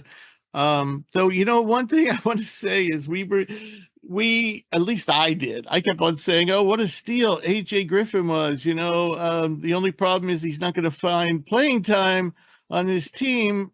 Who knew that he was going to retire at the age of 22 or 23? Sounds like the Hawks knew. Yeah, the Hawks knew. Yeah, they gave him away. And we were like, why'd you give away a lottery-like talent? Well, apparently his heart isn't into basketball. So yeah, he just retired. So, but still, this team has good depth. And they have guys like Deshaun Tate and Jeff Green and Jock Landale, who might not even get off the bench some nights because there's so much good young talent on this team. So yeah, like the over. I like them to make playoffs, or the play-in, I should say. Yeah, me and you were on this team last year, Rich, and they hit just about what we thought they were gonna do. And part of that too, they didn't have Tari Eason basically the full season last year. Yeah, he hardly played at all. Yeah. They lost Sengun partway through the year. Mm-hmm. And he was in the middle of a breakout season. Oh, yeah. Yeah. He probably could have been a most improved candidate last year if he'd played the rest of the year out. Right. I just think I have them outright in the playoffs. I think the depth of this team is borderline insane. They have, of course, added Reed Shepherd in the draft, and we'll save that for the Fearless Forecast. But literally, like, the buzz on him is like we're not saying he's Steph Curry, but like he can act like it sometimes, right? That's the buzz on him out of camp. So, I just think this. I have them 6th in my rankings for the West. I just think the youth movement here, like, they could lose 3 guys and still be on par, with the rest of the West. And like, you can't say that for the Lakers, you can't say that for the Suns, you can't say that for the Kings. Like, you can't say it for if Minnesota. they lose one of their main guys, it's kind of over. Yeah. I really like Houston and two, I mean, got a great coach with Ime Udoka. We'll talk about that later in the forecast as well. But I like them to actually get the 6th seed. So definitely going over for me. Right. Gotcha. I have them 9th, but I certainly wouldn't be shocked. This team has the upside probably like no other right now. So yeah. All right, so let's condense the final 5 teams. We had the Clippers finishing 11th, Golden State 12th, believe it or not. Spurs 13th, Jazz 14th, Portland 15th. What stands out about these bottom 5 teams that we don't have projecting to get into the play-in? Do you have any of these teams in the play-in, or yeah? I don't believe I do. Let me double check just in case. I don't either. Yeah, no. I think the thing that strikes me about these teams is just how talented they are. And they just really are, like, almost have no chance of making the playoffs in my mind. You can go down the list. I mean, Well, I have Curry, Golden State Draymond 11. Green. I have Golden State 11. I think they're on the cusp, Yeah, but they're on the cusp of maybe getting into play Yeah, right, KC or Denver or like I can't personally I can't count the play in as the playoffs because it's just not like you're fighting for bragging rights almost of not being in the lottery. I don't know. I think it just strikes me like these teams you could make a reasonable argument for all of them that they would make the playoffs in the Eastern Conference. Including Portland. I don't know about Portland. I think they're better than the Hawks. I don't think Portland is. From a talent perspective, I think they're like on paper, right? I think they're better than the Hawks, but they play in the West. I so don't like everybody.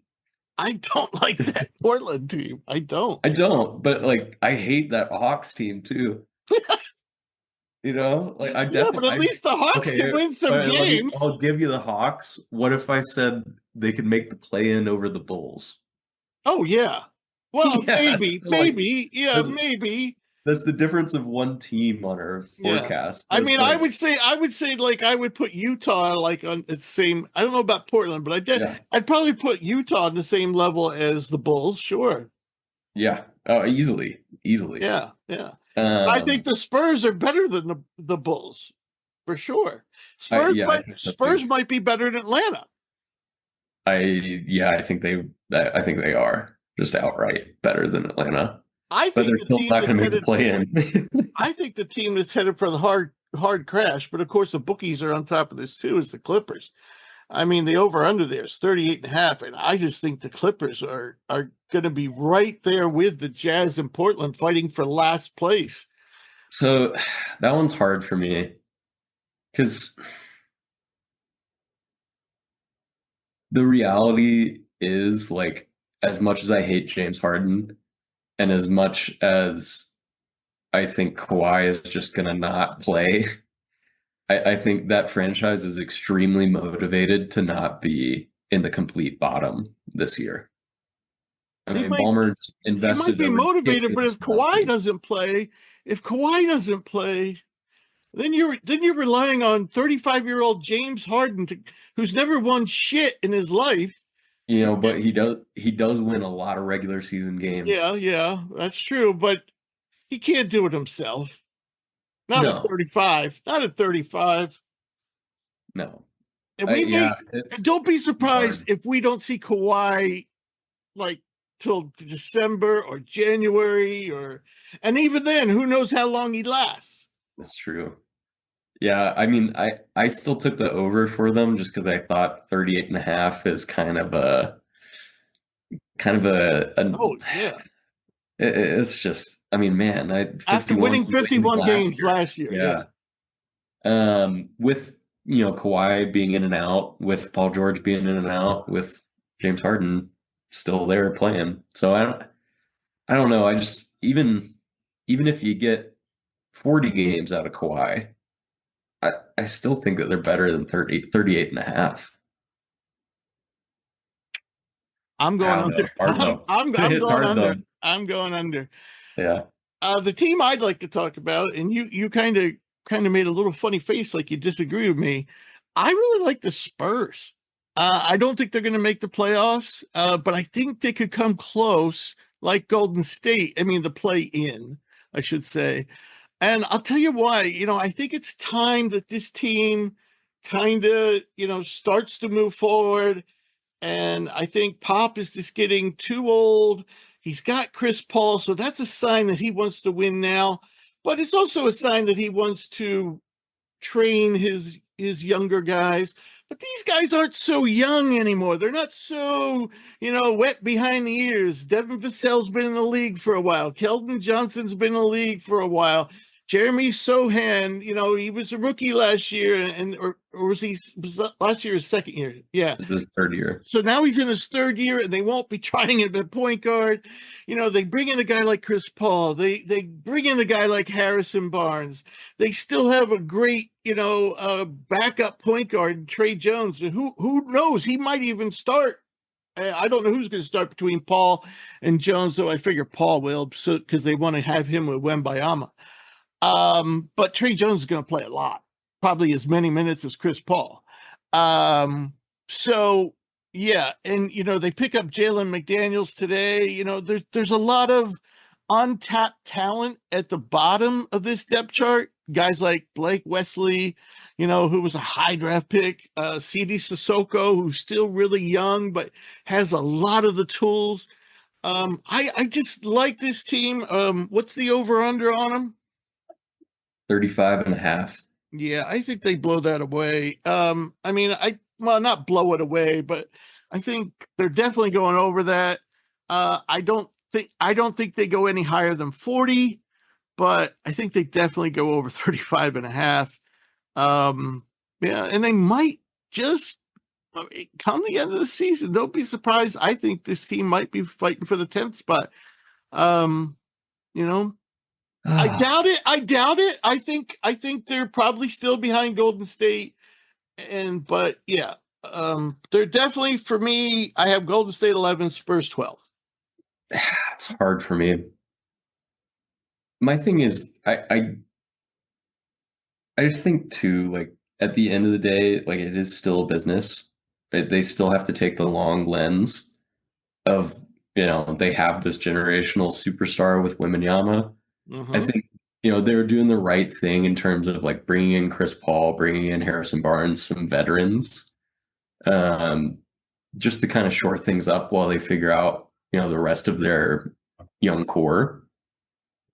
I don't like, I think Wembanyama is going to be an unstoppable force this year, but I don't think that's necessarily going to translate to wins. Both purposefully, because they do have their own draft pick this year. I think they're more than happy to collect another lottery pick, high lottery pick. And, I think they can move in the right direction and be more competitive than last year without really being in real contention. I think Wembanyama was incredible last year down the stretch, but it still only equated to 22 wins for them. I don't see them making that big of a leap. I still like the under even at 35.5. I just think organizationally they don't want to lose, but they kind of need to right now. And that's okay. I hear you. We'll see. It's just like I would say the Jazz Harrison Barnes, Chris Paul, the Harrison Barnes, Chris Paul moves just don't say this is a team that wants to lose. Yeah. I mean, I agree, but I think part of that too is like we'll pay Chris more than any other team, and he gets to play with this generational star. It might not equate to wins right now, but maybe next year. Perhaps. And certainly he's going to be like both of those guys, Barnes and Chris Paul, are going to be like coaches on the court, Yeah. So, I just think realistically, like the Spurs, the Jazz, the Trailblazers, if the season kind of plays out how you and I kind of feel like it will, with the Clippers and Warriors not meeting, their usual standards, Mm-hmm. Yeah, they could surpass those teams, but I don't think they want to. What are they getting out of a play-in berth this year when they're giving up, a shot at, a really, really good draft pick this year? That is true. I would be much happier if I was the Spurs with a shot at getting Cooper Flag or one of the various other really talented guys in this coming draft to add to my team that's going to play with Wembanyama long term than I would having a really fun, frisky play-in run with Wembanyama and Chris Paul this year. I don't know. Yeah, I think, like Doc said, I think it's going to happen naturally. I don't think they're going to have to try it. I don't think they're good enough yet that they will be in the mix to get a lottery pick. They will be in the lottery. I'm just saying, I just think that this team is going to be more competitive, is going to win more games. That's just my consensus. Yeah. But I hear what you're saying. Yeah, I mean, maybe part of the calculus is, maybe we're not going to get, they're not going to be able to out-tank some of the teams in the East. Washington's getting those 30% odds for sure. Brooklyn's going to try and get those odds. Somebody else. Because if you look at San Antonio, their third string is like light years ahead of Brooklyn's or Washington's. Yeah. Especially Washington. But, maybe part of the calculus is, we can be very competitive, not win a whole lot, because the West is just so good. They even did this last year where it's like they'll trot out their starters for 40 minutes against the Suns, and then they'll sit people against Washington. And it's like, well, why would you do that other than you want to lose? And yes, that is exactly what they're doing. They want to play their hardest against their most difficult competition because that's how they're going to get better. Right. That's true. That's true. So I think the Jazz are in a similar situation. It's like they could go and get that playoff spot. They could, realistically, with the talent they have, but they're a whole heck of a lot better served if they can get Cooper Flag. Yeah. Or one of the other top five guys. So many other guys. Yeah. But still I think, in the running for the top pick. But I think people have had Flags circled for a while. Some time, yeah. Yeah. And the kids from Rutgers, a lot of people love. Yeah, I think with good reason. I think he's a legit one. I'm excited. I'm going to get to see those guys at least 4 times this year up in person. Yeah, that's awesome. Yeah. All right. So we'll move on to the Fearless Forecast, our nitty-gritty predictions like Eastern Conference champ and Western Conference champ. We, out of the 7 voters, 5 votes went to Boston. They win. The other 2 votes went to the Knicks. Cam was one of those voters. I was one of the Boston voters. In the Western Conference, Cam and I both picked Minnesota, but OKC gets the nod. Now you might say you picked OKC to win the conference. Yes, I did, but I just think that Minnesota's success last year will help them this year.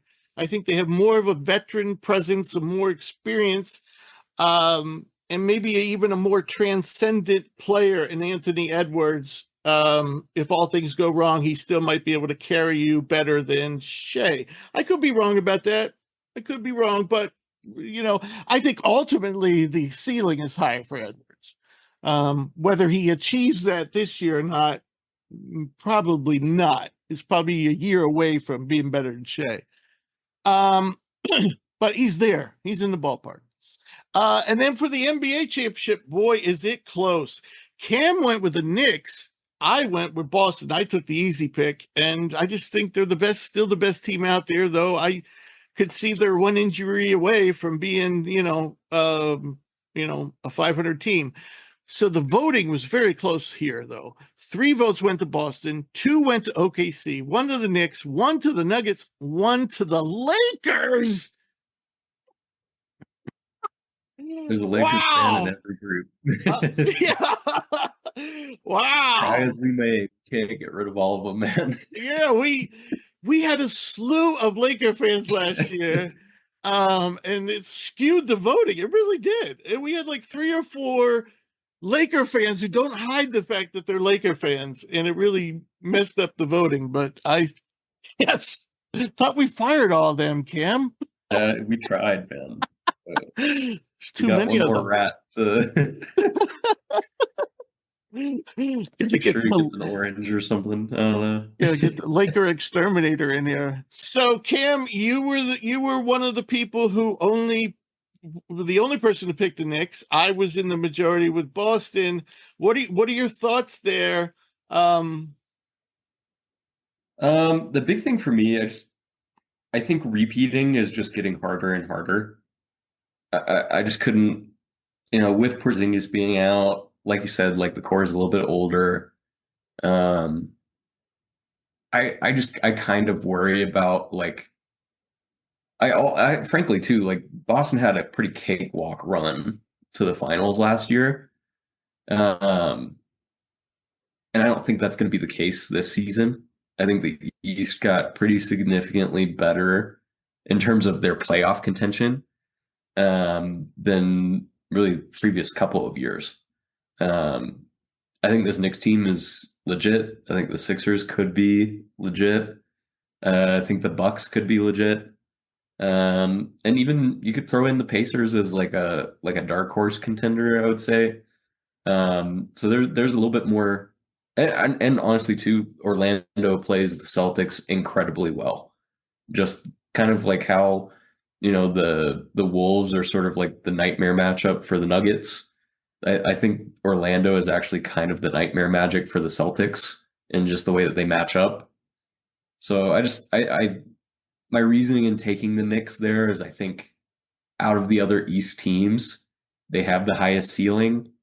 They have a clear number 1 guard. They have excellent wing defenders. And now they have a scoring center that can also shoot the ball. I think a very, very close matchup with the Celtics directly if they meet in the conference finals. So I had to go with the Knicks there. And then in the West, I think the Timberwolves they're coming. I think that team is just next up. And, like you said, Anthony Edwards might not be as good as Shea right now, but that timeline could get moved up very quickly. Yep. And 2, I really, really like that supporting cast in that they can play a lot of different ways. I think my kind of gripe with OKC is they kind of have to play one style to really be successful. And that kind of ran out against them in the playoffs. So I like the Wolves getting out of the West. And then really to me, it's just kind of a coin flip. It might even come down to just who is enjoying talking shit to, Tibbs at the moment, because we already saw that this matchup's going to be really chippy after that Towns trade. So thought it'd be kind of a fun finals matchup too. So yeah, very much. I don't know. I think too, like frankly, like this is the best Knicks team in a generation probably at this point. Oh yeah, really since Ewing and yeah. I think this team. I think that this team is better than that team. I always thought that team overachieved. Yeah. I mean, John Starks was arguably their second best player. Their second best scorer. Yeah, and he was bagging groceries before he was on the Knicks. So right, shows you a little something about their scouting department. But I think frankly, like the market of New York and the Knicks being a real playoff contender, they're going to get a lot of whistles. Like it's kind of like the Lakers treatment. I think that'll finally kind of come out and work in New York's favor rather than against them as it has in the past. So I don't know. It could be a real real tough playoff matchup going up against the Knicks in the Garden. So I like the Knicks there. Arguably, if he wanted to go down one by one, especially Mitchell Robinson will be back for the second half of the season. Hopefully, he's supposed to be. You could go down, and whether Mitchell Robinson, you have him at the 5 and Towns at the 4, or you have Towns at the 5 and start Josh Hart, however you want to look at it. I think the Knicks arguably, their starting 5 matches up with the power that Boston can throw out there with their starting 5. And both teams, though, they just, if something happens, both teams are already missing their centers, so one more fault and they could be in trouble. So, but yeah, I hear you. When you look, if you assume everyone's healthy, Boston and the Knicks, I think, are the 2 best teams of basketball. Yeah, I agree with that. All right. In our individual awards, I'll just start over. We had a split. And by the way, I said 7 voters. We had 8 voters. So 4 went for Shea, 3 went for Doncic, and 1 went for Jokic. I thought about all 3 guys. I was one of the people who voted for Shea. And as I've said before, I thought Joker should have won the MVP even the year Embiid won it. But this year, I am staying away from him because I think the team is going to take a little slide back, and that's going to hurt him, going to cost some votes in terms of the team, not being at the very top of the conference. I think they're going to be more like 4th, 5th, maybe. So, yeah. All right. So, Cam, chime in if you want. Defensive Player of the Year, we had everybody but one person went for Victor Wembanyama. One person went with Herb Jones, which is a very good pick. Like that pick. But Cam and I both went with Wemby. So we had 3 different Jalen's for the most improved player. We had Jalen Suggs, Jalen Johnson, and Jalen Williams. So I'm not sure who won this award. Nobody won the most improved on our ballot. You mean everybody voted for somebody different? Everyone voted for someone different. Yep. Wow. So I figured since they share the same first name, we could just choose all 3 of them. Yeah. That was my best. That was my best guess. I was hoping somebody would break the tie, but it didn't happen. That's incredible. I did not know that. I went with Jalen Johnson. You went with Trey Murphy. So yeah, this is such a tough award. Well, and I'll tell you, I almost added another Jalen to the mix because I almost took Jalen Green. Ah, right. Who's now playing for the Pels? With the Rockets, yeah. Jalen Green. Oh, that Jalen. I'm thinking of Josh Green. I'm thinking of Josh. Yeah. Right. Josh Green's with the Hornets. Hornets, right. And I always get those 2 teams confused. Many Greens. And a lot of Jalen's, apparently. Yes.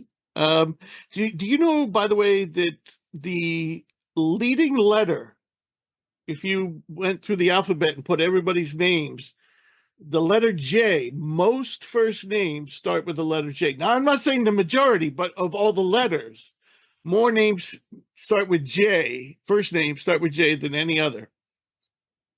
So you got John, Joe, Jalen. All right, so moving right along. The 6-man award was a tie. Looks like we had 2 votes for Josh Hart, who I almost picked. Almost, but I wasn't so sure he wasn't going to start. And with Naz Reid, good pick.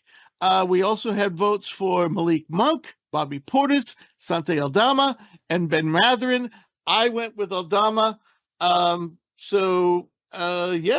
What are you thinking here? Or what? I mean, Hart could start. You went with Hart. Yeah, I had to go with Hart. I think more than likely he'll come off the bench for enough games to where he'll qualify. I think, this is just traditionally like the hardest, literally just like a crapshoot of an award to bet on anyway.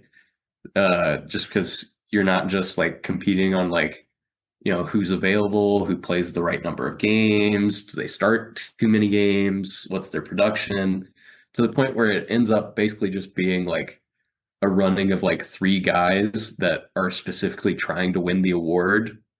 Then so like statistically, probably the best pick would be Malik Monk, because Naz Reid, only qualified for it last year because Towns was on the roster. I like Hart. I like Hart personally. I think he'll probably be underneath that threshold. Malik Monk is probably the best bet on our board. If I had to take a guess. I mean, beside my pick, my second choice would have been Hart. I went with Adama just because I don't think Zach Edey's going to stay on the court as long as people think he's going to stay on the court. So I think Adama's going to get some big minutes. Yeah. So we'll talk about Edey in a second then. Right. So we go to Rookie of the Year, and again, we have a tie, a four-way tie, and there's one guy on this list I do not like on this list, and that's Alex Sarr. He would have been my no way is he winning it. The other three what's guys, crazy though, Rich? No votes for Reese Sachet. Right. The number one overall pick gets no votes, and he's looked better than Sarr for sure. Yeah. Yeah. I mean, I thought about Ricochet. I almost took him just because nobody else did. I thought about three of these guys. Seriously, my final choices came down to Dalton Connect, Shepard, and Zach Edey. They were the other three guys that got 2 votes. I ultimately chose Dalton Connect. I just feel like of all the players out there, he is the most ready to play. Now, he hasn't got off to a great start in the preseason, but the preseason usually means not much more than Summer League, which means pretty not much. Pretty much nothing. Yeah, right. So you went with Zach Edey and not the player from your alma mater, which surprises me. And I told you my 6-man pick is based on Zach Edey not playing as much as people expect him to. So let's hear it. I can't vote for a Laker in good conscience. As much as I would love to have a Dalton Connect NBA jersey, I never will until it gets traded. It's not happening. Right. No, but actually though, I thought like a lot about taking Connect. I think he's going to be great as a rookie. I worry about his minutes and how willing out the gate Redick will be to give him heavy minutes. Mm-hmm. Shepard, I kind of have the same issue with Reed Shepard. Yeah, there's a log jam on that roster. Yes, there's so many good guards. So it's like, if a lot of times Rookie of the Year kind of ends up being whoever gets the most minutes. Right, exactly. And though we probably could make the argument that Reed Shepard looks like the best of the class, yes, it could be very hard for him to get consistent minutes. Yeah, that was also part of why I didn't go with Reese Sachet, because I just think again, like yes, he's going to play, but he's playing Jalen Johnson. Yeah, so I think Edey's going to play a lot out the gate. Everything that they have indicated out of the Grizzlies camp says that he's going to play a lot out of the gate. And I think what his averages could be in the range of 12 points a game, 11 rebounds a game, and a couple blocks, and that might end up looking really good to Rookie of the Year voters. So I had to go with Edey personally. I hear you. I gotta find out who voted for Alex Sarr. I can pull it up right now. No, we're not. I don't. No, we'll leave them anonymous right now, and we'll beat them. We'll beat them in private. Yeah. Physically. It needs to be done. So, all right. Lastly, I believe this is the last award, and yes, Coach of the Year. 3 votes for Ime Udoka, Mart Dagenalt of the OKC got 2. Joe, what is the Celtics coach last name? Because you just put Joe Mass. Yeah. It's Missoula. It's Missoula? Yeah, Joe Missoula. Right. So he got 1 vote. JJ Redick got a vote. And Taylor Jenkins got 1 vote. Yeah, so you and I both voted for Udoka, and he was the eventual winner. We talked about Houston in depth, how much we both like them and think that they're going to be in the playoff mix for sure this year. And Jenkins was my second pick also, so it was nice to see him get a vote. Yeah. All right. I believe I think we have an intern because we just had 2 new interns join us.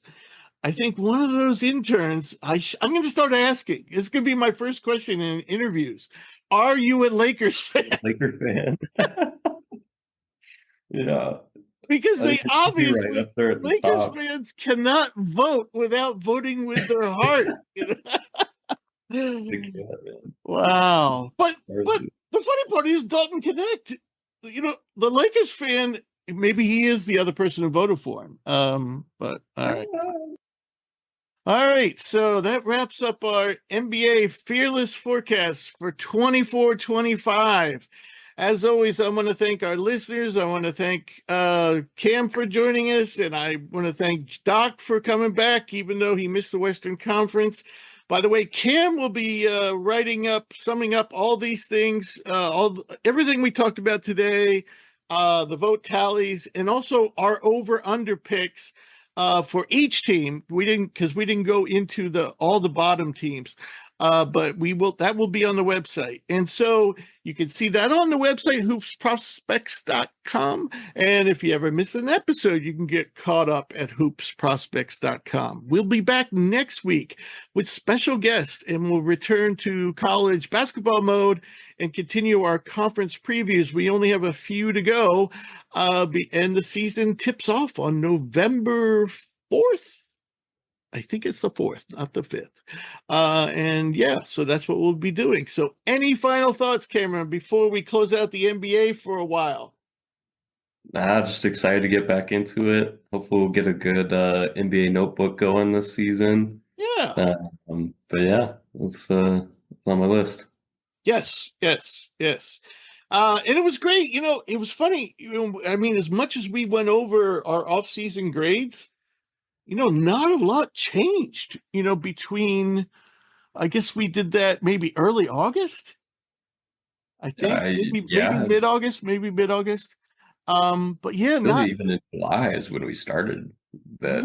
Right. Well, we started with the draft grades in July, but I think we did the off-season grades early August, I think. But the point being, beside Derrick Rose retiring and in the Randall Towns trade, not really much happened all during that period between mid-August and mid-October.